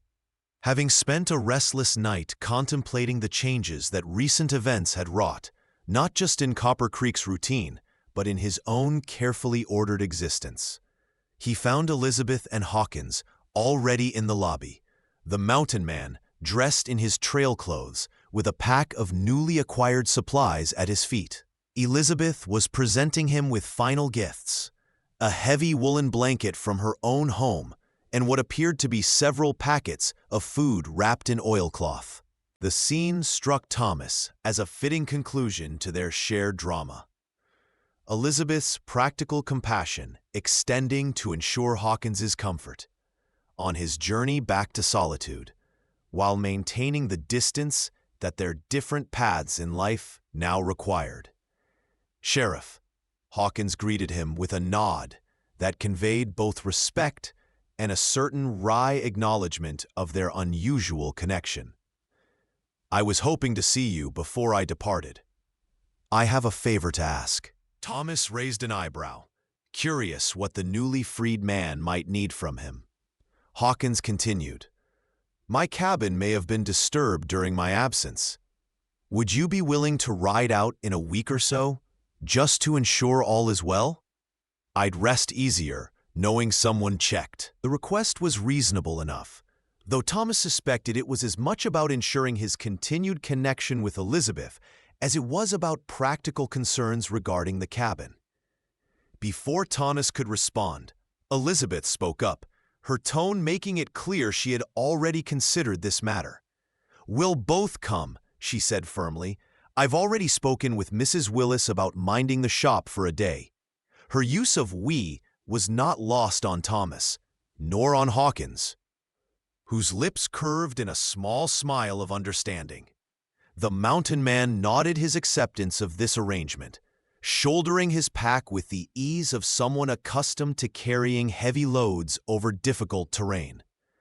"I'll look forward to it then," he said, extending his hand first to Thomas and then, after only a slight hesitation, to Elizabeth. "Until then, I thank you both for what you've done. Not many would have taken such risks for a man most believed guilty. Elizabeth's eyes glistened with unshed tears as she clasped Hawkins' hand briefly.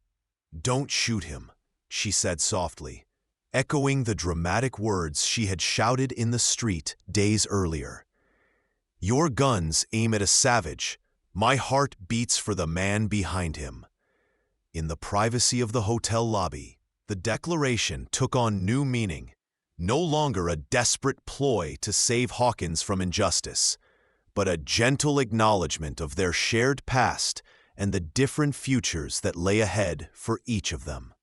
Hawkins nodded, understanding the reference and accepting the sentiment it conveyed. With a final touch of his hat brim, he turned and strode out of the hotel into the brightening morning, a solitary figure soon lost to sight as he headed toward the mountains that had become his true home. Thomas and Elizabeth stood together in silence for several moments after Hawkins's departure, each absorbing the significance of this conclusion to what had been a tumultuous chapter in their lives. Finally, Elizabeth turned to Thomas, her expression reflecting a mixture of emotions: sadness at the parting, relief at the peaceful resolution, and something warmer that seemed directed specifically at him. "Walk me to the shop?" she asked, the simple request carrying layers of meaning that Thomas had no difficulty interpreting. He offered his arm, a gesture that would have seemed overly formal in other circumstances, but now felt like a natural extension of the understanding that had grown between them. Elizabeth placed her hand in the crook of his elbow, and together they stepped out into the street, their pace unhurried as they moved through a town just beginning its daily activities. "Copper Creek will be talking about this for months," Thomas observed as they passed several townspeople who offered curious glances and respectful nods. The events of the past days had provided more drama than the small settlement usually witnessed in a year. A notorious prisoner, a public confrontation, and a complete reversal of judicial proceedings that had exonerated a man most had already condemned in their minds. Elizabeth smiled slightly, seemingly unconcerned with the gossip that would inevitably follow. "Let them talk," she replied. "The truth came to light, and an innocent man is free. That's what matters." Her practical perspective was refreshing, reminding Thomas of the qualities that had first drawn him to her years ago: her clarity of purpose, her unwavering sense of right and wrong, her courage in facing whatever challenges life presented. As they reached the door of her dress shop, Elizabeth paused, turning to face Thomas with an expression that had grown serious once more. "What I said yesterday, about life being too short for regrets, I meant it, Thomas." Her directness was characteristic, but the personal nature of her words represented a new openness between them. "I've spent 3 years as Richard's widow, honoring his memory, but also waiting. For what? I wasn't entirely certain, until these past days made everything clearer." Thomas felt a tightening in his chest, a mixture of hope and apprehension as Elizabeth continued, her eyes holding his with unwavering intensity. "Seeing Nathaniel again, resolving that part of my past, helped me understand what I truly want for my future." Thomas found himself at a rare loss for words. The carefully maintained professional demeanor that had served him so well as sheriff, offering no guidance for this deeply personal moment. Elizabeth smiled at his evident struggle, reaching up to touch his cheek in a gesture of such tenderness that it effectively silenced any response he might have managed. "You don't need to say anything now," she assured him. "I just wanted you to know where my heart stands. The rest can follow in its own time." With that, she turned and entered her shop, leaving Thomas standing on the boardwalk with the warmth of her touch still lingering on his skin and the promise of her words resonating in his mind. The following weeks saw Copper Creek gradually returning to its normal rhythms, the excitement of the Hawkins affair fading as new matters captured the town's attention. A dispute over water rights between neighboring ranchers, preparations for the summer cattle drive season, rumors of a new silver strike in the mountains to the west. Thomas maintained his usual routines, patrolling the growing settlement and adjudicating the minor disputes that constituted the majority of his duties.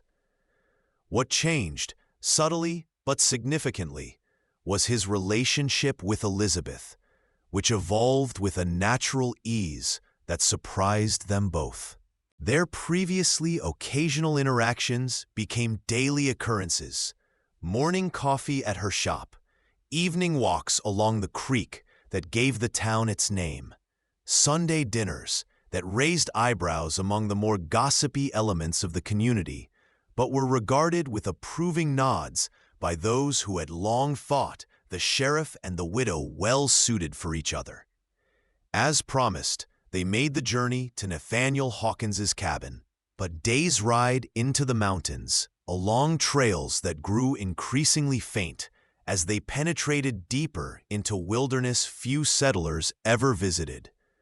They found the cabin largely untouched, its remote location having protected it from the casual vandalism that might have occurred had it been more accessible. Hawkins himself was absent, likely hunting or gathering in the surrounding forest, but signs of recent habitation, a swept hearth, drying herbs hanging from the rafters, fresh wood stacked neatly beside the stone fireplace, indicated he had successfully re-established himself in his chosen isolation. Thomas and Elizabeth left supplies on the rough-hewn table: coffee, sugar, salt, and ammunition. Practical gifts that required no acknowledgement but would be appreciated by a man living far from the conveniences of civilization. On the return journey, they stopped to rest at a high meadow overlooking the valley that cradled Copper Creek in the distance.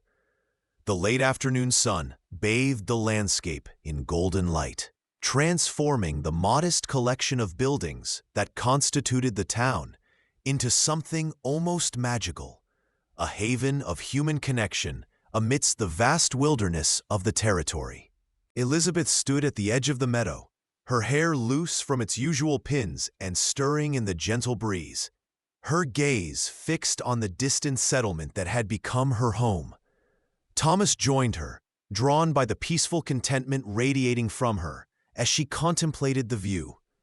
"It's beautiful from up here," she observed softly. "You can see why Nathaniel chooses to live this way, apart from the complications of town life." Thomas nodded, understanding the appeal of such pristine solitude, even as he recognized it wasn't what he himself desired. "Some men need wilderness more than they need people," he acknowledged. "But I've found that for me, it's the balance that matters, having wild places to visit, but a community to return to." It was as close as he had come to articulating his own vision of a fulfilling life, one that included both the freedom of open spaces and the connections forged with others who shared that space. Elizabeth turned to him, her expression thoughtful as she considered his words. "A wise perspective," she said after a moment, "and one I share. I value my independence, but I've learned that true happiness includes having someone to share both the wilderness and the return home." The implicit invitation in her words hung in the air between them, a door opening to possibilities that Thomas had long considered, but rarely allowed himself to actively contemplate. Standing in that high meadow, miles from the scrutiny and expectations of Copper Creek, he found the courage to step through that door. "Elizabeth," he began, his voice rougher than usual, with emotion he no longer attempted to conceal. "I've respected you from the first day you arrived in town, admired your strength, your determination to build a new life after losing Richard. Over time, that respect grew into something deeper, something I hesitated to name, let alone express." He paused, searching for words adequate to convey feelings that had developed so gradually he could scarcely identify when admiration had transformed into love. Elizabeth waited patiently, her eyes encouraging him to continue. "Seeing you fight for Nathaniel," Thomas went on, finding his way forward through unfamiliar emotional territory. "Seeing your courage and conviction, your willingness to stand against the entire territory to defend what you believed was right. It clarified something I've known in my heart for some time now." He took her hand, the gesture deliberate and significant, no longer constrained by the propriety that had previously governed their interactions in town. "I care for you, Elizabeth, deeply, more than I've cared for anyone since Claire died in the war." The mention of his long-deceased wife, a subject he rarely discussed, underscored the significance of what he was sharing, the opening of closely guarded aspects of himself that few in Copper Creek had ever glimpsed. Elizabeth's fingers tightened around his, her response a physical affirmation before she put her feelings into words. "I know, Thomas," she said simply. "I've known for some time, perhaps even before you fully realized it yourself." There was no triumph in her tone, only gentle understanding and reciprocal warmth. "What I said that day in town, about my heart beating for the man behind the savage, it wasn't just a desperate attempt to save Nathaniel. It was the truth, spoken in a moment when pretense fell away and only what mattered remained." She stepped closer, her free hand rising to rest against his chest, above his heart. "This is where I've found my home, Thomas. Not in a place, but in a person. In you." The directness of her declaration, so characteristic of Elizabeth's approach to life, swept away the last of Thomas's hesitation. In a motion that felt both inevitable and surprising, he gathered her into his arms, their first embrace unwitnessed by any, save the distant mountains and the open sky above. Their return to Copper Creek that evening marked a new chapter, not just in their individual lives, but in the life of the town itself.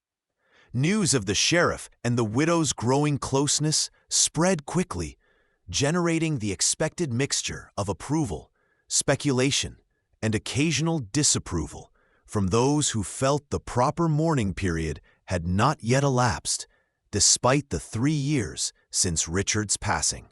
Thomas and Elizabeth weathered these reactions with the same quiet dignity that had characterized their separate lives, neither flaunting their relationship nor concealing it from public view. They continued their respective duties, Thomas maintaining order in the expanding settlement, Elizabeth developing her dress shop into a thriving business that employed 2 young women from neighboring homesteads, while gradually intertwining their personal lives in ways both practical and profound. 6 months after the dramatic events surrounding Nathaniel Hawkins's exoneration, Thomas and Elizabeth were married in a simple ceremony presided over by Judge Wilson, who had returned to Copper Creek specifically for this purpose after completing his circuit duties in Helena. The judge brought news that James Thornton had been convicted of the bank robbery and murders, his wealth and connections proving insufficient to overcome the evidence assembled against him. Samuel Wilson, the bank clerk whose courageous testimony had saved Hawkins from the gallows, attended the wedding as a special guest, having relocated to Copper Creek after finding his position in Helena untenable following Thornton's trial. Most surprising to many was the arrival, the day before the ceremony, of Nathaniel Hawkins himself, emerging from his mountain solitude to witness the union of the woman who had once captured his heart with the man who now held her future. The wedding feast, held in the town meeting hall, decorated with wildflowers and evergreen boughs, brought together nearly every resident of Copper Creek in a celebration that transcended the specific occasion to become an affirmation of community and shared purpose. Thomas, watching his new wife accept congratulations from neighbors and friends, felt a deep contentment that went beyond personal happiness. The path that had led him to this moment, from war-torn battlefields to bounty hunting across lawless territories, from loneliness to connection, from duty to love, seemed in retrospect not random, but purposeful, each step preparing him for the life he now embraced with Elizabeth at his side. The frontier remained a place of challenge and occasional danger, but it was also a place of possibility, of second chances and new beginnings, of communities forged through shared struggle and celebration. As the evening waned, Thomas found himself momentarily alone with Nathaniel Hawkins, who had maintained a respectful distance throughout the festivities, despite being welcomed warmly by both bride and groom. The mountain man approached with a small package wrapped in deerskin, which he presented to Thomas with a dignity that belied the roughness of his appearance. "A wedding gift," Hawkins explained, though not a conventional one. Thomas unwrapped the package to reveal a small journal bound in hand-tooled leather, its pages filled with detailed drawings of plants, accompanied by notes in a precise, educated hand. "Medicinal herbs of the territory," Hawkins continued. "Knowledge that might serve you and Elizabeth in the years ahead, especially in a town where the nearest doctor is often days away." The gift was thoughtful and valuable, representing knowledge accumulated over years of solitary study in the wilderness. Knowledge that could indeed prove life-saving in a frontier settlement where illness and injury were constant companions. "Thank you," Thomas said sincerely, recognizing both the practical worth of the journal and the symbolic significance of Hawkins sharing his most precious possession, his learning, with the man who now shared his life with Elizabeth. Hawkins nodded, his gaze drifting to where Elizabeth stood across the room, laughing at something Frank Morgan had said. "She deserves happiness," the mountain man said quietly, echoing the sentiment he had expressed months earlier. "I'm glad she's found it with a man worthy of her." There was no bitterness in his tone, only a genuine wish for the well-being of someone who remained important to him, despite the paths that had separated them. "Will you stay in town a while?" Thomas asked, curious whether this rare venture into civilization might extend beyond the wedding celebration. Hawkins shook his head, a small smile touching his lips as he glanced around at the crowded hall, the noise and proximity of so many people already visibly wearing on his solitary nature. "I'll head back at first light," he replied. "The mountains are calling, and I've been away too long already." It was a response that surprised no one who knew him, least of all Thomas, who understood that for men like Hawkins, the wilderness was not an adversary to be conquered, but a sanctuary to be embraced, a place where the complexities of human society gave way to the simpler, if harsher, realities of survival and solitude. Before Hawkins could withdraw, Elizabeth joined them, her face flushed with happiness and the exertion of dancing. Her hand slipped naturally into Thomas's, a gesture of connection that had become familiar and cherished in the months since their return from Hawkins's cabin. "Nathaniel was just giving us his wedding gift," Thomas explained, showing her the Journal of Medicinal Plants. Elizabeth's eyes widened as she recognized the value of such knowledge, her fingers gently turning the carefully illustrated pages.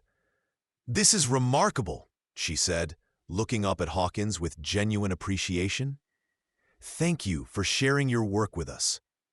Hawkins inclined his head in acknowledgement, his usual reserve softening slightly in response to her sincere gratitude. "Knowledge is meant to be shared," he said simply, "even by those of us who prefer our own company to that of others." It was perhaps the closest he would come to expressing the complex emotions of the day. Seeing the woman he had once loved, now married to another, yet finding a measure of peace in knowing she had found the happiness and community that he himself had never sought nor desired. As the celebration continued around them, Elizabeth's expression grew more serious, her voice dropping to ensure their conversation remained private despite the surrounding festivity. "I never properly thanked you, Nathaniel," she said, "for understanding, all those years ago, that our paths needed to diverge. At the time, it felt like loss, but now I see it was simply life unfolding as it needed to." The acknowledgement of their shared past, offered so openly in the presence of her new husband, spoke volumes about the trust and security that characterized her relationship with Thomas. Hawkins nodded, accepting her words with the same quiet dignity that marked all his interactions. "We are who we are, Elizabeth," he replied. "I could no more have lived contentedly in a settlement than you could have found fulfillment in isolation." Some divergences are necessary for each person to find their true path. The wisdom in his response resonated with both Elizabeth and Thomas, encapsulating as it did a fundamental truth about human nature and the diverse ways in which individuals seek and find meaning in their lives. The frontier, with its vast spaces and scattered communities, its dangers and opportunities, provided room for such diversity. For men like Hawkins who found peace in solitude, for women like Elizabeth who built new lives through determination and skill, for men like Thomas who bridged the gap between wilderness and civilization, upholding the fragile structures of law and community in places where such concepts were still taking root. As the night deepened and the celebration began to wind down, Thomas found himself reflecting on the strange twist of fate that had brought them all together. A false accusation, a woman's unwavering belief in justice, a confrontation in the dusty main street of a frontier town, where Elizabeth's cry of "Don't shoot him" had altered the course of multiple lives.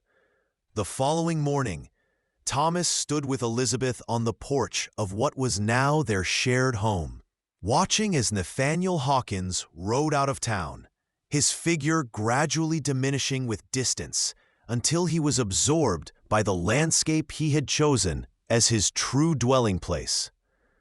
"Do you think we'll see him again?" Elizabeth asked, her head resting comfortably against Thomas's shoulder. Thomas considered the question, weighing what he had come to understand about the complex man who had briefly re-entered their lives. "Perhaps," he replied honestly. "Not soon and not often, but I suspect he'll emerge from the wilderness occasionally, if only to ensure we're well and to share whatever new knowledge he's gathered in his solitude."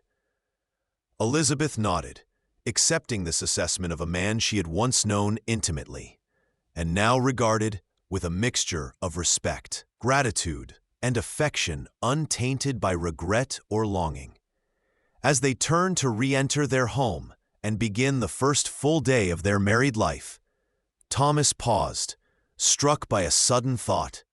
"That phrase you shouted in the street," he said, "when you were trying to save Nathaniel from injustice, 'Your guns aim at a savage, my heart beats for the man behind him.' Where did it come from?" Elizabeth smiled, her expression suggesting the memory still held emotional significance despite the dramatic circumstances in which the words had been spoken. Something Nathaniel once said to me years ago when he was trying to explain why he preferred wilderness to civilization, she explained. He told me that many see only savagery in untamed nature, failing to recognize the man, the humanity, that exists in harmony with that seeming wildness. I repurposed his words in that desperate moment, knowing they might break through the certainty of those who had already judged him guilty. The explanation added yet another layer to Thomas's understanding of the bonds that connected the three of them across time and circumstance. Elizabeth, Nathaniel, and himself, each following distinct paths that had nonetheless intersected at crucial moments, changing all their lives in ways none could have anticipated. It was effective, he acknowledged, recalling the stunned silence that had fallen over the crowd when Elizabeth delivered her passionate declaration. And truthful, in ways beyond what most people gathered there could have understood. Elizabeth nodded, her hand finding his as they stepped across the threshold into their shared future. The best truths often are, she said softly. They work on multiple levels, revealing different meanings to different hearts. In the years that followed, Copper Creek continued to grow, transforming gradually from frontier settlement to established town as the railroad expanded westward and more settlers arrived seeking opportunities in the still wild territories. Thomas remained sheriff, his reputation for fairness and courage extending beyond the town limits to encompass much of the surrounding region. Elizabeth's dress shop evolved into a thriving business that eventually occupied the largest building on the main street, employing a half-dozen women and becoming known throughout the territory for the quality of its work. Their marriage proved as durable as it was loving, weathering the challenges of frontier life with the same resilience that had characterized their individual journeys before their paths merged into one. Nathaniel Hawkins made good on Thomas's prediction, emerging from his mountain solitude once every year or two, usually in early spring when the worst of winter had passed but the summer heat had not yet descended on the valleys. His visits were brief but valued, bringing news of conditions in the high country and additions to his medical knowledge that he freely shared with Elizabeth and Thomas. In time, he developed a cautious rapport with Doc Miller, the town's aging physician, who recognized the value of Hawkins's extensive knowledge of native plants and their medicinal properties. This unexpected collaboration resulted in improved care for the residents of Copper Creek and surrounding homesteads, blending traditional medical practice with the wilderness wisdom Hawkins had accumulated through years of observation and experimentation. On a warm evening in their third year of marriage, Thomas and Elizabeth sat on their porch, watching the sunset paint the western mountains in shades of gold and crimson. Their conversation, comfortable in its familiarity, turned to the journey that had brought them to this shared moment. The unexpected twists of fate, the choices made, and paths taken that had ultimately led to their union. If someone had told me when I first arrived in Copper Creek that I would one day be married to its sheriff, Elizabeth mused, I would have thought them quite mad. And yet here we are, and it feels as natural as breathing. Thomas smiled, his hand finding hers, in a gesture that had become as instinctive as it was meaningful. Life has a way of surprising us, he agreed, especially out here, where each day brings challenges and opportunities few could predict. Elizabeth nodded, her gaze turning thoughtful as she contemplated the town spread before them. its buildings catching the last light of day as shadows lengthened across the valley. Do you ever wonder what might have happened if I hadn't received that letter about Nathaniel's capture? She asked. If I hadn't had the courage, or perhaps the audacity, to stand in the street and cry out those words that day. It was a question that touched on the mysteries of fate and choice, on the countless small decisions and chance occurrences that collectively shape a life's direction.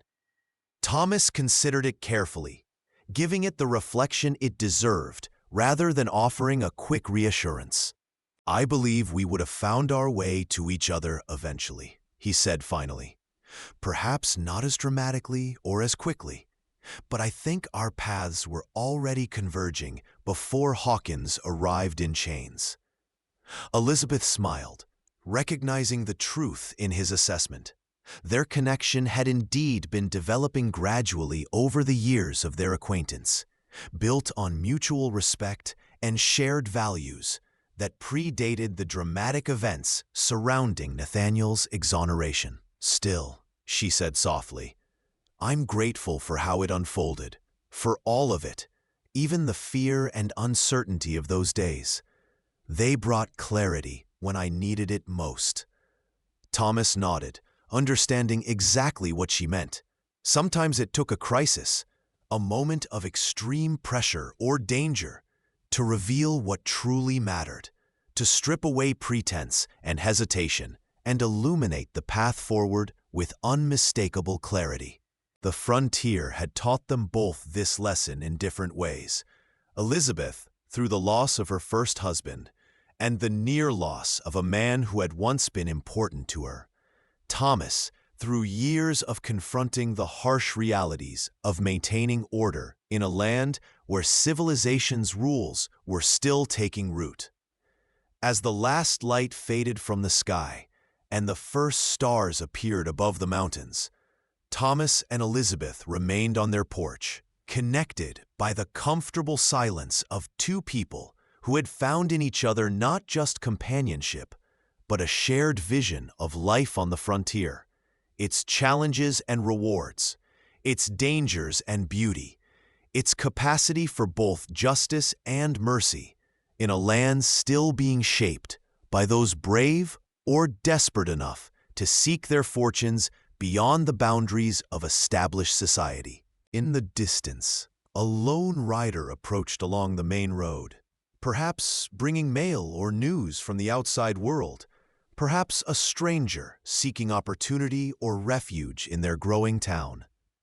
Whatever tomorrow might bring, they would face it together, their lives entwined like the two streams that joined to form the creek from which their home had taken its name.